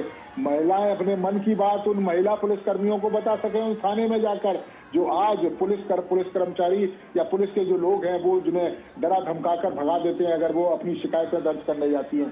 समान नागरिक संहिता का जिक्र किया है कि 6 महीने के अंदर पश्चिम बंगाल में यूसीसी को लागू किया जाएगा अगर भारतीय जनता पार्टी की सरकार बनती है। हमने देखा है कि मथुरा कम्युनिटी के लोग, करोड़ों की संख्या में जो लोग हैं, एक आस लगाए बैठे हैं, उनकी आस आज तक पूरी नहीं हुई। राजनीतिक जो लाभ है तमाम पॉलिटिकल पार्टियों ने उनसे लिया, टीएमसी ने भी लिया, जो वाम सरकार है उन्होंने भी लिया, लेकिन उनकी इच्छाओं को कभी पूरा नहीं किया गया। आप देखें कि जिस तरीके से करप्शन का यहाँ पर खेल खेला गया, 15 वर्षों से लगातार यहाँ पर कट मनी करप्शन के जो तमाम मामले हैं उस पर व्हाइट पेपर जारी करने का जो बात है वो भारतीय जनता पार्टी ने कही है, और सिंडिकेट राज का खत्म, उसका खात्मा किया जाएगा। खासतौर से भारतीय जनता पार्टी अपने मैनिफेस्टो में जिक्र इस बात का करती है। और सबसे बड़ी बात है कि जो तस्करी है, खासतौर से हमने देखा है कि यहाँ से कोयला, बालू और गौ तस्करी बड़े पैमाने पर होती है, उस पर लगाम लगाने की बात की जा रही है। बांग्लादेश से बड़ी संख्या में जो घुसपैठ है वो इस राज्य में होती है, और हमने देखा है कि किस तरीके से घुसपैठ के तमाम केस सामने आए हैं, किस तरीके से टीएमसी के लोगों ने उनके आधार कार्ड से लेकर तमाम राशन कार्ड, तमाम ऐसे जो सरकारी डॉक्यूमेंट्स हैं उनको बनवाने में सहायता की है। ये तमाम तथ्य सामने उजागर हुए हैं। लाइए, हमने देखा है कि किस तरीके से बंगाल से चलते हुए दिल्ली तक लोग पहुंचे हैं। दिल्ली में दिल्ली पुलिस ने कार्रवाई की थी, बड़ी संख्या में बांग्लादेशियों को जो अवैध तरीके से यहाँ पर रह रहे थे उनको निकालकर वापस बांग्लादेश में भेजा था। लाखों की संख्या में अगर ये बांग्लादेशी यहाँ पर रहेंगे जो अवैध तरीके से बांग्लादेश में आए, तो निश्चित तौर पर पश्चिम बंगाल के जो लोग हैं उनके जायज हक है, उनका संसाधन है, उन्हीं का ये लोग दुरुपयोग कर रहे हैं, और जो एक्चुअल संसाधन जिनको जरूरत है उनको वो संसाधन नहीं मिल पाता है। तो मुझे लगता है कि पश्चिम बंगाल के जो लोग हैं बड़ी आस के साथ इस चुनाव को देख रहे हैं, बड़ी उम्मीद के साथ प्रधानमंत्री को देख रहे हैं, बड़ी उम्मीद के साथ भारतीय जनता पार्टी के तमाम जो वायदे हैं उनको देख रहे हैं, केंद्र सरकार की तमाम योजनाएं जो कल्याणकारी योजनाएं हैं। और ये सिर्फ चुनावी जो हम घोषणा पत्र की बात कर रहे थे लाली जी, वो सिर्फ चुनावी घोषणा पत्र नहीं है। इससे पहले भी आप देखें कि जिस तरीके से प्रधानमंत्री आवास योजना है, जल जीवन मिशन है, मुद्रा योजना है, स्टैंड अप योजना है, ये तमाम इस तरह की योजना है, वन धन विकास योजना है, पीएम दक्ष योजना है, एकलव्य मॉडल आवासीय स्कूल है, प्रधानमंत्री, ये तमाम ऐसी योजनाएं हैं जो प्रधानमंत्री या पश्चिम बंगाल के लोगों के लिए शुरू से ही चलाते रहे और इसका जो लाभ है वो मिला है। बंगाल में खास तौर से आप देखें कि चाय बागान, जो चाय श्रमिक है वो भी बड़ी संख्या में मिलते हैं, लेकिन उनके लिए स्वास्थ्य, शिक्षा की व्यवस्था, चाय श्रमिक कल्याण योजना चलाई गई ताकि उनको बेहतर जो सुरक्षा है वो मिल सके, उनकी जो बेहतर मजदूरी है वो मिल सके, उनके बच्चों की जो एजुकेशन है वो पूरी हो सके, उसके लिए मोबाइल एजुकेशन जो स्कूल है वो चलाए गए। तो इस तरह के तमाम कार्य किए गए। तो ये लोग चाहते हैं कि जिस तरीके की भीड़ दिखाई दे रही है और जिस तरह का भारतीय जनता पार्टी का कहना है कि लोगों को एक उम्मीद है, लोग चाहते हैं कि डबल इंजन की सरकार रहे, केंद्र सरकार की तमाम योजनाओं का सीधा फायदा यहाँ के लोगों को मिले, और जो विकास की गति पिछले 10, 15, 20 सालों से रुक गई है वो विकास की गति एक बार दोबारा से शुरू हो। और ये सिर्फ टीएमसी के समय ही नहीं, आप देखें कि जो यहाँ पर लेफ्ट की सरकारी धीरे धीरे किस तरह से उद्योग धंधों का नाश किया गया। हमने वो दृश्य भी देखे हैं कि जिस तरीके से टाटा की नैनो फैक्ट्री लगी थी और ममता बनर्जी उस फैक्ट्री के खिलाफ जिस तरीके से उन्होंने आंदोलन किया, लेकिन आज आप देखिए क्या स्थिति है। जिन लोगों की जमीन थी, जिन पर वायदा किया गया था ममता बनर्जी के द्वारा, उन लोगों की जमीन आज तक नहीं मिली, उनको बेहतर मुआवजा जो राज्य सरकार है उन्होंने नहीं दिया। तो ये तमाम तरह के इश्यूज हैं। मुझे लगता है इनके आधार पर जनता वोट भी करेगी और एक आस और उम्मीद के तौर पर ये लाखों की संख्या में कलकत्ता जो वासी है वो निकल कर आए हैं और वो चाहते हैं कि एक ऐसी सरकार जो उनके सपनों को एक उड़ान दे सके, एक ऐसी सरकार उनके बच्चों को भविष्य को संवार सके और एक ऐसी सरकार जो महिलाओं को सुरक्षा दे सके। जी बिल्कुल बिल्कुल, वो ऐसी सरकार चाहते हैं जिसमें नोटों की पहाड़ नजर ना आए। जो नजर आया था भ्रष्टाचार के न जाने कितने मामले, भर्ती घोटाले, चाहे शिक्षक भर्ती घोटाला हो या फिर नगर निगम भर्ती घोटाला हो, इस तरह के तमाम दृश्य आए थे पश्चिम बंगाल से विनोद जी। और लोगों के ज़हन में निश्चित तौर पर ये बात रहेगी कि एक ऐसी सरकार चुनी जाए जो कम से कम भ्रष्टाचार की ऐसी तस्वीरें ना हो जिसमें कि नोटों के पहाड़ इस तरह से दिखाई पड़े। देश और दुनिया में सभी ने वो दृश्य देखे थे विनोद जी। लाल जी, आपके सवाल के साथ में एक चीज जरूर जिक्र करना चाहूंगा कि प्राइम मिनिस्टर का ये काफिला जो चल रहा है, उस काफिले के साथ में देखिए कि यहाँ से थोड़ी ही दूर पे वो नक्सलवाड़ी का भी इलाका है जो सबसे पहले इस देश में नक्सल मूवमेंट की शुरुआत हुई थी। आज इस प्राइम मिनिस्टर मोदी के नेतृत्व में भारत नक्सल मुक्त भारत का एक संकल्प और उसका उद्घोषणा किया है। तो बदलाव कैसे होता है ये पश्चिम बंगाल के लोग जरूर महसूस करते होंगे कि नक्सलवाड़ी से चला हुआ लेफ्ट के हार्डकोर माओइस्ट का वो आंदोलन कैसे पूरे देश में एक रेड कॉरिडोर बना लेता है और देश के 300 पिछड़े जिलों में वो अपना आधिपत्य जमा लेता है।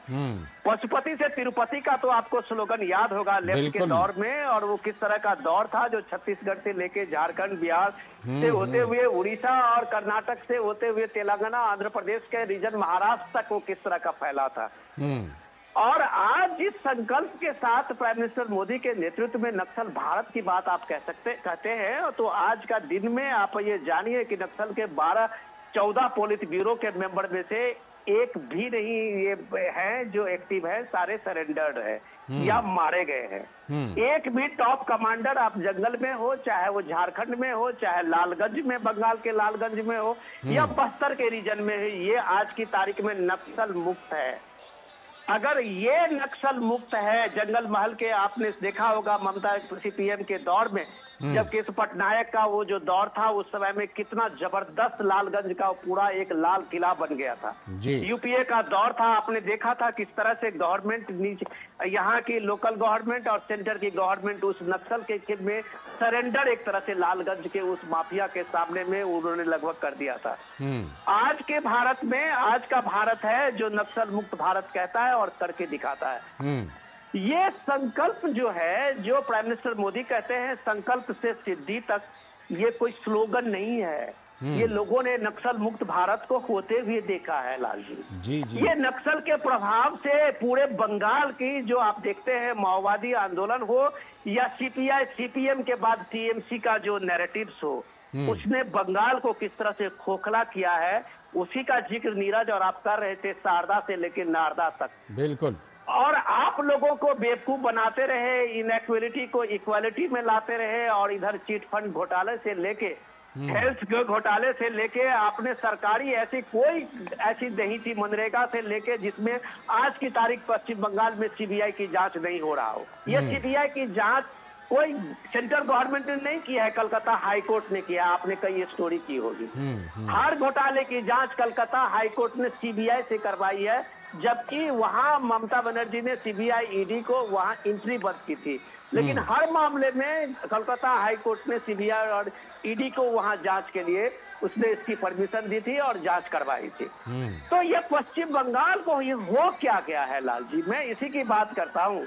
तो आप देखिए कि मैं जॉर्ज बर्नार्ड शॉ का वो कोट करता हूं कि अगर आप 20 साल के हैं और आपको लोगों की इनक्वालिटी देख के दिल नहीं धड़कता है, तो इसका मतलब है कि आपके पास में दिल नहीं है। लेकिन वही जॉर्ज बर्नार्ड साहब ने कहा कि आप 30 साल के हो गए हैं और आपके पास अपना डेवलपमेंट का कोई खाका नहीं है, प्रोग्रेस का कोई सीन नहीं है, तो आप मानिए आपके पास दिमाग नहीं है। तो इस शहर को, इस स्टेट को किसने कुंद किया हुआ था लाल जी, इस सो कॉल्ड इनइक्वालिटी के नाम पे, ये सो कॉल्ड सेकुलरिज्म के नाम पे, ये सो कॉल्ड वोट बैंक के नाम पे, किसने इस शहर के इस आभा को, किसने इस बंगाल के खूबसूरती के और बंगाल के इस वैभव को, बंगाल के इस विरासत को छीन लिया था एक पॉलिटिकल नैरेटिव में। कभी माओइस्ट का आंदोलन, कभी कम्युनिस्ट का आंदोलन, कभी ममता बनर्जी का अपना नैरेटिव, एकला चलबो, माँ माटी मानुस, और उसमें सारी चीजों को आप देखेंगे तो जनता सिर्फ ये तमाशा ही देखती रह गई थी, उसके हाथ कुछ नहीं आया था। आज ये भारत है जिसमें आज पश्चिम बंगाल के लोग पूरे दुनिया स्टेट के हर स्टेट में जाते हैं, और जब वो देखते हैं, आज आप इस बार देखे होंगे कि पश्चिम बंगाल में सबसे ज्यादा माइग्रेंट्स जो है वो वापस आके वोट किया है लाल जी। और वो वोट करने वाले वो लोग हैं जो पश्चिम बंगाल के लेके उनके मन में एक संकल्प है कि बंगाल क्यों पीछे रहेगा। आज जो आप 93% वोट शेयर देखते हैं, vote polling percentage first phase में देखते हैं, उसमें उन लोगों की भी है जो हवाई जहाज से वापस आके वोट किया है। वो बंगाल के बदलाव के लिए वोट किया है, उस बंगाल की पहचान को वापस लाने के लिए वोट किया है। तो प्राइम मिनिस्टर का ये काफिला जब आप देख रहे हैं बंगाल की उस तंग सड़कों में, उस गलियों में, तो ये जरूर पूछता होगा कि बंगाल कभी दिल्ली का कनॉट प्लेस क्यों नहीं बन पाया। बंगाल कभी मुंबई का वो बाजार क्यों नहीं बन पाया? बंगाल कहीं वो चपाटी का वो सीन क्यों नहीं आया? बंगाल का वो जो बीच है वो कभी टूरिस्ट प्लेस का नहीं बन पाया? बंगाल के जो सांस्कृतिक विरासत है उस देश की पहचान क्यों नहीं बन पाया? बंगाल का आप हर कोना देखिए, चाहे वो भक्ति मूवमेंट में देखिए, चाहे आप एजुकेशन में देखिए, चाहे आप सिविलाइजेशन के, भारत के सिविलाइजेशन में उसकी पहचान को देख लिए। बंगाल इस देश की छाती है और इस बंगाल को आपने किस किस नैरेटिव से पूरे उसको अलग थलग कर दिया। आपने माँ माटिस और बंगाली मानुष कह के आपने उस बंगाल को पूरे देश की विकास धारा से रोक दिया, सिर्फ अपने वोट बैंक के कारण, सिर्फ अपना पॉलिटिकल हेगोमोनी के कारण। तो आप उसकी पहचान खत्म कर दी। आज जब आप उसके कटआउट देखते हैं, मैं बहुत सुंदर सा कटआउट देख रहा था, उसमें जहां सबसे पहले भक्ति मूवमेंट की शुरुआत हुई थी, मैं नाम भूल रहा हूँ, नादिया का, नादिया, आप उस हाँ, नादिया का, वो चैतन्य महाप्रभु के, उसमें आप ये देखिए कि चैतन्य महाप्रभु के उस भक्ति मूवमेंट ने, हमने देखा था अभी ये कटआउट प्राइम मिनिस्टर मोदी के इस यात्रा के साथ में, रथ यात्रा, इस रोड शो के साथ में चैतन्य महाप्रभु के उस भक्ति का मूवमेंट का, जो आप देखिए कि देश और दुनिया में चैतन्य महाप्रभु का उस नादिया से निकला हुआ वो कृष्ण का जो एक भक्ति का वो रथ था, पूरे भारत को किस तरह से एकत्रित किया था। ये स्वतंत्रता सेनानी के मूवमेंट में भी उसको, नादिया को और भक्ति मूवमेंट को एक आदर्श माना था भारत के यूनिटी के लिए। और अब जब देखते हैं कि उस बंगाल से आपने उसकी सारी पहचान खत्म कर दी, बंगाल से उस भक्ति मूवमेंट की उस छाती को आपने किसी इतिहास के पन्नों से भी गायब कर दिया। आपने उसकी पहचान जो है डायरेक्ट एक्शन डे के बाद जैसे लगा कि बंगाल को आपने 1947 के बाद का बंगाल को आपने पहचाना है। अरे उस बंगाल को आप पहचानिए जिस बंगाल ने, चाहे वो जमींदारी हो, जिस बंगाल ने चाहे वो सन्यासी विद्रोह का अगर आप आंदोलन देखते हैं तो इसी बंगाल से हुआ था, जो भारत के स्वतंत्रता संग्राम का पहला आंदोलन था। लाल जी, अगर आप इतिहास में झांकिए तो, और उस बंगाल के चीजों को आपने कैसे धूल धूसरित किया हुआ था एक फेक नैरेटिव में। आज जब ये उठे हुए लाख हजारों हजार भीड़ के जो उठे हुए हाथ जब आप देखते हैं प्राइम मिनिस्टर मोदी के रोड शो में, तो मुझे याद आता है लाल जी, आप भी उसी बंगाल के, उसी कलकत्ता के करीब के हैं, कि उस बंगाल की जो पहचान थी, उस पहचान को जब रूइंड होते हुए हम लोगों ने देखा, जब किसी शहर में जाते थे तो लगता था ये अनजाना शहर है जो किसी मौके की प्रतीक्षा में बहुत देर से खड़ा है। और आज ये शहर जगा है। तो आप ये देखिए कि बंगाल के इस, कोलकाता के इस सबसे पुराने शहर के सबसे पुराने गलियों में प्राइम मिनिस्टर मोदी का ये कारवां जाते हुए, तो लोगों का उत्साह देखिए, लोगों के कारवां के साथ में ये उमंग देखिए, जैसे लगता था कि शिथिल होते हुए, एक ऊर्जा विहीन होते हुए इस कलकत्ता को किसने ऊर्जा से लबालब भर दिया है। एक कुछ करने का संकल्प आप इन बच्चियों को देखिए कि कितने घंटों से खड़ी हुई होगी इस मौके की प्रतीक्षा में कि कारवां उनके सामने से गुजरेगी। और आप ये कह सकते हैं कि ये उत्सुकता जो है लोगों के, ये उत्साह जो है लोगों में, ये उमंग जो है लोगों में, वो एक उमंग, बंगाल की वो पहचान, बंगाल की वो शान, बंगाल की वो विरासत, ये पहचान पाने के जो उमंग है, ये प्राइम मिनिस्टर मोदी की इस कारवां के साथ आप चलते हुए देख रहे हैं लाल जी। बिल्कुल बिल्कुल, ये तस्वीरों में दिखाई पड़ रहा है। और विशेष रूप से जो आपने कहा कि ये एक, जिसे कहते हैं ना कि ये आकांक्षी बंगाल, जो एक अलग तरह की आकांक्षा, एक अलग तरह की उम्मीदों के साथ ऐसा लगता है कि सड़कों पर उतर आया हो। नीरज सिंह हमारे संवाददाता हमारे साथ बने हुए हैं।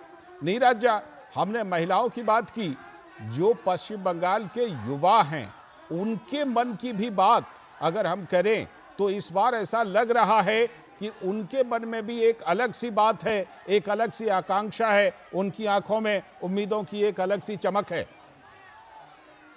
और कारण भी है। आप देखें कि पिछले 15 सालों में जिस तरीके से करप्शन के यहाँ खेल खेला गया, सबसे ज्यादा जो मार है इन युवाओं को ही उसकी झेलनी पड़ी। आप देखें कि जॉब जो अपॉर्चुनिटी है वो बहुत धीरे धीरे कम होती गई है। बड़ी संख्या में पढ़े लिखे जो युवा हैं वो पलायन कर रहे हैं। और इसके पीछे आप देखें कि सबसे बड़ा कारण क्या है लाल जी? इसके पीछे सबसे बड़ा कारण है करप्शन, भ्रष्टाचार। आप देखें कि कोई भी योजना इनकी ऐसी नहीं है जो करप्शन की भेंट ना चली हो।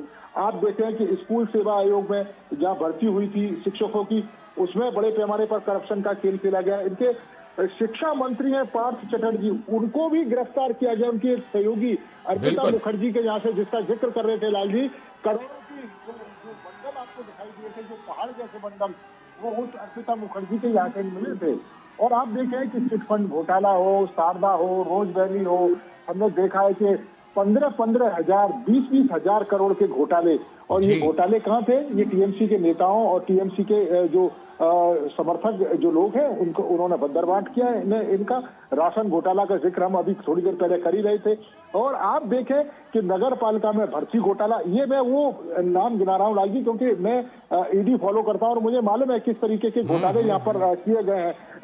नारद स्ट्रिंग ऑपरेशन हमने देखा है कि किस तरीके से जो प्रतिनिधि हैं वो कंपनियों से पैसे ले रहे थे। तो एक बड़ी लिस्ट है और इनके नेता उसमें लिप्त हैं। हमने देखा है कि एक दौर था लाल जी, जिसका जिक्र विनोद जी भी कर रहे थे, कि बंगाल जो आज कहता है और जो देश के दूसरे हिस्से हैं वो कल उसको फॉलो करते हैं। आप देखिए कि लालगढ़ की जिस घटना का जिक्र कर रहे थे, मैं गवाह हूँ उस घटना का लाल जी।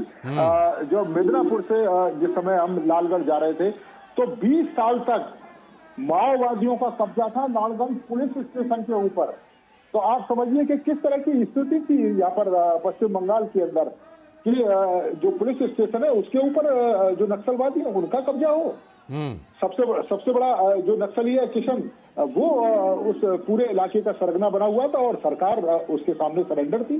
तो ये किस तरह की सरकार थी जो लोगों की इच्छाओं को पूरी नहीं कर पाती और नक्सलियों के सामने सरेंडर कर रखा था उन सरकार के उन तमाम लोगों ने। हमने वो दौर देखा है लाल जी कि जब यहाँ के सिनेमा से जुड़े हुए लोगों ने एक से एक बेहतरीन फिल्में बनाई थी और पश्चिम बंगाल का वो दृश्य दुनिया के सामने पेश किया था कि हर कोई देखकर ताज्जुब कर जाता था। लेकिन आज आप देखिए कि किस तरह की स्थिति है। हमने कई तरह की जो मूवी है, चाहे हम सत्यजीत रे की बात करें, ऋतिक घटक की बात करें, मिलाल, ये तमाम ऐसे लोग हैं जिन्होंने प्रतिनिधित्व किया है, यहाँ के कल्चर को सपोर्ट किया है, यहाँ की जो संस्कृति है उसको विश्व पटल पर लेके आगे गए। लेकिन आज किस तरह की संस्कृति है आप देखें, आज यहाँ किस तरह की चर्चा होती है, करप्शन की चर्चा होती है। आप देखें किस तरह की चर्चा होती है कि बांग्लादेश से अलग तरीके से जो घुसपैठ होती है उसकी चर्चा होती है। किसकी चर्चा होती है? कटमनी की चर्चा होती है। एक गरीब आदमी अपना मकान नहीं बना सकता, उसको रिश्वत के पैसे देने पड़ते हैं टीएमसी के पाले हुए गुंडों से।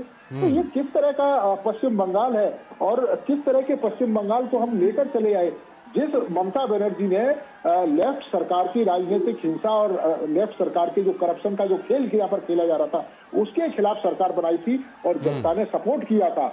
दीदी को नाम दिया था, ममता बनर्जी को दीदी बोला गया था और उस दीदी से एक आस के तौर पर पश्चिम बंगाल के लोगों ने देखा था कि यहाँ के लोगों का भला करेंगी, यहाँ की महिलाओं को सुरक्षा देंगी, युवाओं को रोजगार देंगी, तमाम जो पश्चिम बंगाल का जो विकास है जो रुका हुआ है वाम सरकार में, उस विकास को गति देगी। लेकिन स्थिति क्या हुई 15 साल में? आप देखें कि आज पश्चिम बंगाल एक तरीके से धीरे धीरे पीछे की ओर खिसकता जा रहा है। हमने दूसरे राज्यों को देखा है कि तेजी के साथ प्रगति कर रहे हैं। आप लाल जी कोलकाता से अगर आप पश्चिम बंगाल में, चाहे उत्तर बंगाल में चले जाएं, आप दक्षिण बंगाल में चले जाएं, आपको 80 किलोमीटर की दूरी तय करने के लिए आपको 3-3, 4-4 घंटे लगेंगे। मैं आज ही आपको बताता हूं कि कोलकाता से ठाकुर द्वार जो दूरी है वो 70 किलोमीटर है।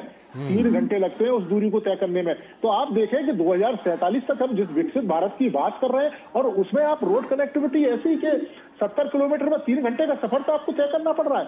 आप देखें कि कहीं पर भी बड़े बड़े जो जिले हैं वो बेहतर तरीके से कनेक्ट नहीं है, डबल रोड नहीं है, हाईवे उतने बेहतर नहीं है। तो आपने किस तरह का जो पश्चिम बंगाल है वो कर दिया है। तो ये जनता है, मुझे लगता है कि 15 सालों में टीएमसी सरकार का जो शासन है इस जनता ने देखा है और निश्चित तौर पर विकास के नाम पर जनता ने वोट दिया है, अपने उन इच्छाओं के नाम पर वोट दिया है जिसका दमन पिछले कई दशकों से किया जा रहा है और उन भविष्य के नाम पर वोट दिया है जो युवा चाहते हैं कि उन्हें बेहतर भविष्य मिले, बेहतर विकल्प मिले। तो और उसी की जो झलक है वो इस रोड शो में आपको दिखाई दे रही है लाल जी, कि आप देखें कि लाखों की संख्या में जो लोग हैं वो सड़कों पर उतर पड़े हैं और इस समय भी भीषण गर्मी में कोई सामान्य मौसम नहीं है। आप देखें कि 2 बजे से ही यहाँ पर लोग इकट्ठा होना शुरू हो गए थे। उस गर्मी में उस आस को देख रहे हैं कि आज जरूर ये गर्मी हम थोड़ी देर के लिए महसूस कर लेंगे, लेकिन हो सकता है कि आने वाला भविष्य उनका बेहतर हो, उनके बच्चों का बेहतर भविष्य बन जाए। उन्होंने जिस दंश को झेला है, उनका जो भविष्य, उनके जो बच्चे हैं उस दंश को ना झेलें। और मुझको लगता है कि वही आप देखें कि छतों पर हमने देखा है कि खिड़कियों से किस तरीके से झांक रहे हैं। हमने देखा है कि सेल्फी जो लोग हैं वो ले रहे हैं। महिलाएं लगातार नाचते हुए प्रधानमंत्री के सामने हमको दिखाई दे रही हैं। तो ये उत्साह है। और हमने वो दृश्य देखे हैं कि टीएमसी किस महिला समर्थन की बात करती है। हमने वो दृश्य देखा है कि टीएमसी ने जब महिला आरक्षण बिल आया था तो किस तरह का बर्ताव था टीएमसी का। आज आप देखें कि महिला मुख्यमंत्री है, लेकिन जब महिलाओं के समर्थन की बात आती है, महिलाओं के आरक्षण की बात आती है, तो आप कदम पीछे कर लेते हैं।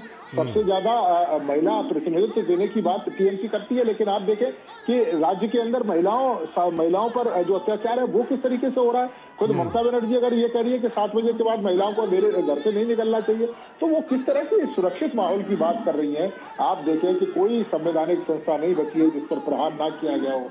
और एक तरीके से राजनीतिक मर्यादाओं को तार होते हुए हमने इलेक्शन में देखा है। भाषा की मर्यादा का जो स्तर है वो इतना गिर गया है कि वो आज से पहले हमने कई सारे इलेक्शन कवर किए, लेकिन वो हमने नहीं देखे। तो ये अलग तरह की राजनीति ममता बनर्जी कर रही है। पता नहीं ये अजीब तरह की बौखलाहट है या पहले चरण का जो वोटिंग परसेंटेज है उसको देखकर इस तरह की बौखलाहट आई है। लेकिन हाँ, इतना जरूर है कि जनता विकास के नाम पर, जनता बेहतर भविष्य के नाम पर, जनता बेहतर अपॉर्चुनिटी के नाम पर, जनता बेहतर सुरक्षा के नाम पर और जनता बेहतर संभावनाओं के आधार पर वोट करने निकली है। अब ये तो तय होगा कि 4 तारीख को किसका जो नसीब है वो खुलेगा और किसको हार का सामना करना पड़ेगा। लेकिन हाँ, इतना जरूर है कि भारतीय जनता पार्टी जिस तरीके का उत्साह तमाम रोड शो और उनकी चुनावी सभा में मिल रहा है, तो उसको लेकर बेहद उत्साहित है। कहा जाता है कि युवा जो हैं और महिलाएं जो हैं वो तय काफी हद तक कर देते हैं कि नतीजा किस तरफ जाएगा। लेकिन विनोद जी, जिस तरह से हमने युवाओं को देश के अलग अलग हिस्सों से पश्चिम बंगाल आते हुए दृश्य देखे, पश्चिम बंगाल कोई ट्रेन पकड़ करके आया, कोई फ्लाइट से आया और आकर के वोट डाल दिया या डाल रहे हैं, दूसरे चरण में भी डालेंगे। युवाओं के मन में ये जो इस बार परिवर्तन दिखाई पड़ रहा है, इतना तो परिवर्तन दिखाई पड़ रहा है कि जो लोग वोट डालने नहीं आते थे वो भी इस बार वोट डालने के लिए आ रहे हैं। और क्या क्या युवाओं के मन में हो सकता है विनोद जी? लाल जी, आपने बहुत सही पूछा है। पश्चिम बंगाल में अगर आप कहिए इस समय में जो वोटर्स हैं उसमें सबसे ज्यादा तादाद युवाओं की ही है। तो आप ये कह सकते हैं कि युवाओं की और आधी आबादी का जो इस दौर में आप देखते हैं वोटर्स को लेके, खास करके जेएनजी को लेके, तो वो आप इसलिए इस चीज को कह सकते हैं कि वो आज की तारीख में जो बंगाल की फिलोसफी को लेके और नैरेटिव्स को लेके जो चुनाव होते रहे 40-50 साल में, वो उसको एक बेईमानी सी लगती है। उसे इस बात का एहसास है कि जिसके दिमाग में आज ममता बनर्जी का, देखिए जब हम लोग चर्चा कर रहे थे, नो डाउट कि उन्होंने बहुत संघर्ष किया है राजनीतिक जीवन में और उन्होंने एक मुकाम हासिल किया है। लेकिन 15 साल के इस बड़ी उपलब्धि में एक चीफ मिनिस्टर होने के बाद भी अगर उन्होंने बंगाल में कुछ लैंडमार्क नहीं दिया, कुछ उन्होंने बंगाल के साथ में प्रोग्रेस को नहीं जोड़ा, तो ये माना जाएगा कि बंगाल के साथ वो एक छलावा किया है। क्योंकि आपने सिर्फ बातें की लेकिन बंगाल को आपने दिया कुछ नहीं। और बंगाल को देने के लिए जब आप लास्ट मोमेंट में तैयार हुए तो आप बड़े बड़े नेशनल इंटरनेशनल आपने सबमिट किया, इंटरनेशनल ग्लोबल सबमिट किया, सैकड़ों करोड़ रुपए गवर्नमेंट के और एक्सचेकर के खर्चा हुए, लेकिन एक भी इन्वेस्टमेंट बंगाल में नहीं आया, एक भी इन्वेस्टमेंट कलकत्ता में नहीं आया। वजह इनसिक्योरिटी, वजह भरोसा। तो पश्चिम बंगाल की सरकार अगर इतने इन्वेस्टर समिट का लंदन से लेके और देश के अलग अलग हिस्सों में बड़े बड़े इन्वेस्टर समिट, सिंगापुर से लेके स्वीडन तक में अगर इतने बड़े समिट कराने के बाद भी अगर 1 करोड़ रुपए का कभी इन्वेस्टमेंट नहीं ले पाया, तो इसका मतलब है कि बंगाल को लेके इन्वेस्टर्स का कोई भरोसा नहीं था। तो अगर इतने सालों में अगर उसका भरोसा नहीं था तो क्या आप यकीन करेंगे कि वहां लोगों का 15 साल के बाद भी ये भरोसा कायम रहेगा? ऐसा शायद नहीं होता है। ऐसा तब होता है जब उसको उसकी उम्मीदें ट्रांसलेट होते हुए दिखता है। लाल जी, प्राइम मिनिस्टर मोदी के लोकप्रियता में, सिर्फ लोकप्रियता में, ये रोड शो के फसाद में जब लोगों की ये भीड़ और ये ललक देखते हैं, उसमें काम भी बोलता है। ऐसा देश का कोई हिस्सा नहीं होगा जो इस डेवलपमेंट प्राइम मिनिस्टर मोदी के इस 11 साल में उससे अछूता होगा। ऐसा कोई लोग नहीं होगा गरीब तबके के सोशल वेलफेयर में कि मैं बात कर रहा हूं, जो किसी न किसी रूप में प्राइम मिनिस्टर के उस संकल्प से सोशल वेलफेयर स्कीम से वो कनेक्ट नहीं होता होगा। तो ये चीजें जब लोगों ने बदलाव देखा है इसी पश्चिम बंगाल में, जब लोगों ने क्या पश्चिम बंगाल में जनधन योजना से वहां की महिलाएं जो है वो खाता खुलवा के अपने को बैंक में अकाउंट लेके मुख्यधारा में नहीं आई होगी। इसी पश्चिम बंगाल में जब महिलाओं को जब स्वच्छ भारत अभियान में हर घर में शौचालय मिला, तो क्या ये 7 करोड़ के पॉपुलेशन में अगर ये 4 करोड़ के पॉपुलेशन को वहां परिवारों को जब ये शौचालय मिला तो क्या उनको इज्जत घर नहीं मिला? इस तरह से अगर आप स्कीम को देखिए कि जो लाडली बहन योजना हो या जितनी आप बेटी बचाओ बेटी पढ़ाओ योजना हो, उस बेटी पढ़ाओ बेटी योजना में आपने देखा होगा कि किस तरह से मैल न्यूट्रिशन को लेके और जो काम हुआ रूरल इलाकों में जी। क्या उससे उस गरीब तबके के लोगों के बच्चियों को क्या उसका फायदा नहीं मिला होगा? आंगनबाड़ी योजना से लेके देखिए आशा की स्कीम में जो गर्ल्स चाइल्ड जो है उसके पोषण को लेके उसके डेवलपमेंट को लेके सुकन्या योजना तक का जो स्कीम थी, क्या उससे उसको फायदा नहीं मिला? तो मैं इसलिए कहता हूं कि लोगों में आप बहुत दिन तक एक कैरिस्मेटिक ये नहीं दिखा सकते सिर्फ स्लोगन से और नैरेटिव से। उसमें भरोसा तब होता है जब वो सामने में कुछ पाता है। लोगों को अगर इस बात को लगता है कि ये बिहार में चमत्कार कैसे हो रहा है, पश्चिम बंगाल के सबसे नजदीक का वो बिहार का इलाका में देखिए, तो ये चमत्कार लोगों ने जमीन पर देखा है। महिलाएं ने उस जमीन पे उस चमत्कार को देखा है। वो रियलिटी ग्राउंड जीरो का ये इम्पैक्ट है। अब इस इम्पैक्ट में जब ये देखते हैं कि एक भरोसे का, तो इसके भरोसे में ये है कि मोदी जो कहता है वो करता है। मोदी है तो मुमकिन है, ये बात का भरोसा जब बंगाल से के एक टूरिस्ट को जब पहलगांव में हमले में जिस तरह की निर्मम हत्या हुई थी लाल जी, तो भी लोगों ने कहा था मोदी है तो मुमकिन है, और तब लोगों ने देखा था कैसे ऑपरेशन सिंदूर हुआ था। हमने तब भी देखा था कि बंगाल में किस तरह से सिंदूर का वो एक खुशी और जश्न मनाते हुए महिलाओं का जो सिंदूर सबसे ज्यादा बंगाल की एक सबसे बड़ी अपनी एक पुरानी परंपरा और संस्कृति रही है। आज भी आप पश्चिम बंगाल में जाएंगे तो सिंदूर खेला उसका सबसे मशहूर है। दुर्गा पूजा में देखिए तो वो माँ शक्ति सबसे बड़ी बंगाल की आराध्या है। माँ काली के मंदिर से आप जो टंडनिया मंदिर से आप देख रहे थे प्राइम मिनिस्टर ने इस यात्रा की शुरुआत की थी, वो वही बंगाल की शाश्वत और कलकत्ता की शाश्वत पहचान रही है।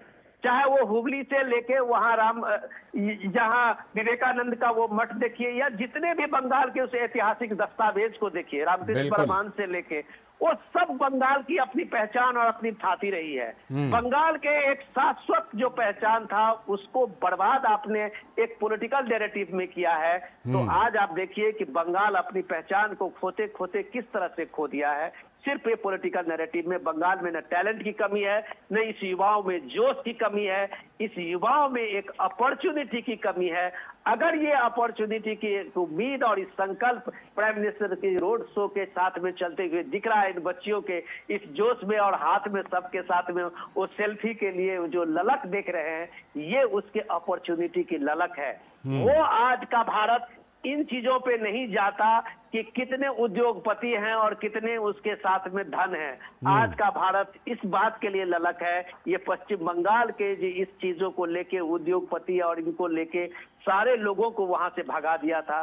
तो उसने देखा कि ये उद्योग के नहीं होने से लोगों की अपॉर्चुनिटी छीन गई, और ये फिलोसफी जो 30-32 साल तक कम्युनिस्ट ने रखा और इसी फिलोसफी को आगे बढ़ाते हुए टीएमसी ने रखा, इसने बंगाल को जर्जर बना दिया, बंगाल को गरीबी में धकेल दिया था। आज जब प्राइम मिनिस्टर मोदी ये कहते हैं कि अगर ये पश्चिम बंगाल में बीजेपी की सरकार होगी तो यहाँ इंडस्ट्री कॉरिडोर बनेगा, तो आप मानिए कि ये बीजेपी का सबसे बड़ा स्लोगन होगा कि अगर वहां इंडस्ट्री कॉरिडोर, अगर जो एग्रो बेस्ड इंडस्ट्री जो आप हमसे बेहतर जानते होंगे, आपका घर नजदीक में होगा, कभी जूट का सबसे बड़ा मिल पश्चिम बंगाल के इस कोलकाता रीजन में हुआ करता था। आपके पूर्णिया शहर से लेके और भागलपुर तक गंगा के इलाके में जितना जूट का ये खेती लोग करते थे, उसका सारा प्रोडक्शन वहीं होता था। आज न वो जूट के उत्पादन में किसान है, न वहां कोई जूट मिले हैं। आप वहां शुगर के इंडस्ट्री में देखिए कि बंगाल में किस तरह से शुगर का एक पूरा सा एक बेल्ट पड़ा हुआ था। आज तक वहां चीनी मिले हैं, न कोई गन्ना का किसान है। तो ये सारी चीजें जो एग्रो इंडस्ट्री बेस्ड बंगाल में थी, उसको कभी कम्युनिस्ट ने यूनियन के नाम पर और उन सारे चीजों को बर्बाद किया। पश्चिम बंगाल में जब ममता की सरकार आई तो लोगों में ये उम्मीद जगी थी कि शायद वो कम से कम इंडस्ट्री जो उनके हर किसान का, किसान मजदूर का, उसको अपने खेती किसानी के बाद 4-6 महीने का मौका मिलता था, वो इंडस्ट्री में काम करता था। और पश्चिम बंगाल के लोग कभी पलायन नहीं करते, कभी कलकत्ता के लोगों को आप पलायन करते हुए नहीं देखे थे। आज जब इस युवाओं को चलते हुए इस भीड़ में आप देख रहे हैं तो ये अपॉर्चुनिटी की ललक है कि बंगाल में जो अपॉर्चुनिटी लाएगा। और वो पश्चिम बंगाल में कम्युनिस्टों को भी देख लिया, वो पश्चिम बंगाल में ममता को भी देख लिया। शायद इस बार जो ममता के पूरा पॉलिटिकल एजेंडा में कहने के लिए कुछ नहीं है बीजेपी की आलोचना करने के अलावा या मोदी को आलोचना करने के अलावा, तो शायद ये है कि लोग उनके किसी भी नैरेटिव पे आज विश्वास नहीं करता। आज युवाओं को अपॉर्चुनिटी चाहिए। और अगर ये मोदी, आज पीएम मोदी अगर ये भरोसा दिला रहे हैं तो आप देखिए ये कारवां, ये लोगों के कारवां की ये लंबी लंबी इंतजार की जो ये घड़ी है, आज जहां से ये कारवां गुजरती हुई दिख रही है और महिलाओं को जो आप जोश देख रहे हैं वो इसी का है कि उसे लगता है ये भय से, जो भरोसे का जो ये इनका एक स्लोगन है, उसमें इसे लगता है कि एक बदलाव बंगाल के सपने को पूरा करेगा, बंगाल को उसी समृद्धि के रास्ते पे लाएगा जो उसने कभी सोने की चिड़िया का, भारत का नाम अगर सुनते आप कभी होंगे तो उस सोने की चिड़िया में बंगाल ही था। उस सोने की चिड़िया में बंगाल का वो उद्योग था, बंगाल की वो खेतीबाड़ी थी, बंगाल की वो समृद्धि परंपरा थी, बंगाल का वो एजुकेशन हब था। इस बंगाल को जिसने भी लूटा है, मुझे लगता है कि वो समय आज लोगों का, जब देखिए आप महिलाओं को, बच्चों को, लड़कियों को किस तरह का वो उत्साह है, जवान नौजवानों को, तो मुझे लगता है कि सबके अंदर में होता है लाल जी एक चीज के मन में कि वो भी मुख्य धारा में जुड़े, उनकी भी एक पहचान बने, उनकी भी एक शाश्वत संस्कृति जो है उसका भी देश में उसकी पहली पुरानी परंपरा और पुरानी चीजें जो है वो भी एक पहचान के रूप में शामिल हो। तो ये मुझे लगता है कि बंगाल की ये ललक और बच्चों की जो आप खुशी देखते हैं वो ये प्रसन्नता, वही संकल्प है, वही खुशी, वही उम्मीद की खुशी है लाल जी। बिल्कुल वही उम्मीद की खुशी है, उसी वैभव को वापस लाने की आकांक्षा है। नीरज, निश्चित रूप से बंगाल के युवा अपने बुजुर्गों से अपने घर में ये बात जरूर सुनते होंगे कि एक समय था जब उत्तर भारत के कई राज्यों से लोग पश्चिम बंगाल के अलग अलग शहरों में, कारखानों में, उद्योग धंधों में काम करने के लिए जाते थे। आज का दृश्य क्या है? आज का दृश्य यह है कि पश्चिम बंगाल के लोग बाहर में रोजगार कर रहे हैं और तभी तो वोट डालने के लिए अलग अलग माध्यमों से आए भी हैं। ये जो बात है ये कहीं ना कहीं पश्चिम बंगाल के युवाओं, वो चाहे पुरुष हो महिला हो, उनके मन को जरूर ये बात कहीं ना कहीं छू रही होगी कि कभी हमारा पश्चिम बंगाल ऐसा था जहां पर इतने उद्योग धंधे और कारखाने थे, जिस बात का अभी जिक्र विनोद जी कर रहे थे नीरज, वो आकांक्षा वहां युवाओं के मन में विशेष रूप से। देखिए बिल्कुल दर्द होता होगा लाल जी, इसमें कोई दो राय नहीं है। जब पश्चिम बंगाल का युवा किसी दूसरे राज्य में जाके नौकरी करता होगा और जब वो नौकरी करते समय सोचता होगा कि हमारा जो राज्य है वो संसाधनों से भरा हुआ राज्य था, हमारा जो राज्य है जिसमें उद्योग धंधों की भरमार थी, मैनचेस्टर का जो नाम है वो दिया जाता था। हमने देखा था कि किस तरीके से यहाँ पर जो टेक्सटाइल इंडस्ट्री यहाँ पर थी, और विनोद जी जिस तरह का जिक्र कर रहे थे कि जो एग्रो जो सेक्टर था वो काफी आगे था। लेकिन आज आप देखिए किस तरह की स्थिति है। आप देखिए कि घर का खर्च चलाने के लिए उस युवा को अपने घर से दूर रहना पड़ रहा है, दूसरे स्टेट में जाकर नौकरी करनी पड़ रही है, उसके बुजुर्ग माता पिता को देखने वाला कोई नहीं है।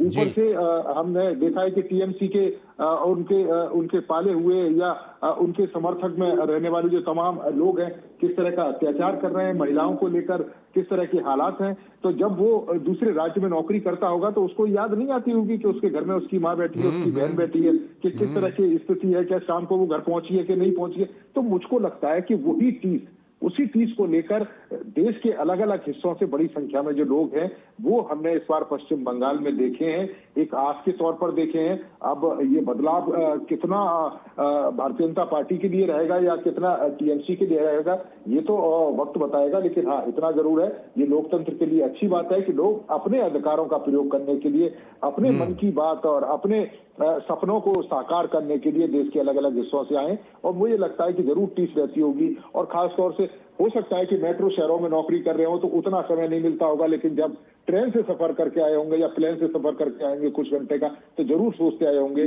कि किस तरह का पश्चिम बंगाल था जिसका जिक्र हमारे बुजुर्ग लोग करते थे, माता पिता करते थे, और आज हम किस तरह के पश्चिम बंगाल को देख रहे हैं कि हमको पलायन देखना पड़ रहा है, हमको अत्याचार देखना पड़ रहा है। हमने वो दृश्य देखा था आरजी कर मेडिकल कॉलेज की, जब छात्रा के साथ अत्याचार किया गया था, उसको मार दिया गया, और उसके बाद जब पश्चिम बंगाल की महिलाएं सड़कों पर बैठी तो पुलिस का लाठीचार्ज भी देखा हमने वो भी देखा कि किस तरीके से मेडिकल कॉलेज के जो लोग इस पूरे कृत्य में शामिल थे उनके पक्ष में सरकारें खड़ी हो गई थी। संदेश खाली की महिलाओं का जिक्र किए बिना कहानी अधूरी रहती है। हमने उन महिलाओं की कहानियों को भी सुना है कि किस तरीके से टीएमसी के जो लोग थे उनके समर्थन में खड़े हो गए थे, जो संदेश खाली में महिलाओं के साथ अत्याचार कर रहे थे। तो ये दृश्य देखे हैं और मुझको लगता है कि एक अफसोस होगा यहाँ के लोगों को कि देश की आजादी में जिसने अग्रणी भूमिका निभाई है, यहाँ से रविन्द्रनाथ टैगोर, बंकिम चंद्र चटर्जी जैसे लोग निकले हैं, सुभाष चंद्र बोस जैसे लोगों ने नेतृत्व किया है, उस पश्चिम बंगाल की ऐसी स्थिति कि आज महिला सुरक्षा की बात हो रही है, उस पश्चिम बंगाल की ऐसी स्थिति जहां पर राजनीतिक द्वेष पाला जा रहा है, उस पश्चिम बंगाल की ऐसी स्थिति कि कोई पॉलिटिकल पार्टी का व्यक्ति अगर आपके बगल में राजनीतिक रैली कर रहा है तो आप मन छोड़ के चले जाए, तो ये किस तरह की राजनीति है। मुझे लगता है कि जरूर ये जो लोग हैं वो सोच रहे होंगे, और ये युवा और महिलाएं बड़ी संख्या में उनका निकलना एक बड़ा संदेश भी देता है। बिल्कुल, ये बड़ा संदेश है युवाओं का और महिलाओं का, जो कि इतने उत्साह में कोलकाता की सड़कों पर निकल कर आए हैं प्रधानमंत्री नरेंद्र मोदी के रोड शो में। और ये बात सिर्फ रोड शो की नहीं है, बल्कि प्रधानमंत्री नरेंद्र मोदी जहां जहां भी पश्चिम बंगाल में रैली कर रहे हैं वहां पर भी लोगों की काफी उपस्थिति होती है, और न सिर्फ उपस्थिति होती है बल्कि लोग रिस्पॉन्ड भी कर रहे हैं, लोग प्रधानमंत्री के साथ जुड़ाव दिखा रहे हैं, जुड़ाव महसूस कर रहे हैं। क्या ये जो तस्वीरें हैं ये कुछ कहती हैं 4 मई के लिए? ये तो 4 मई को ही पता चलेगा, लेकिन दूसरे चरण का प्रचार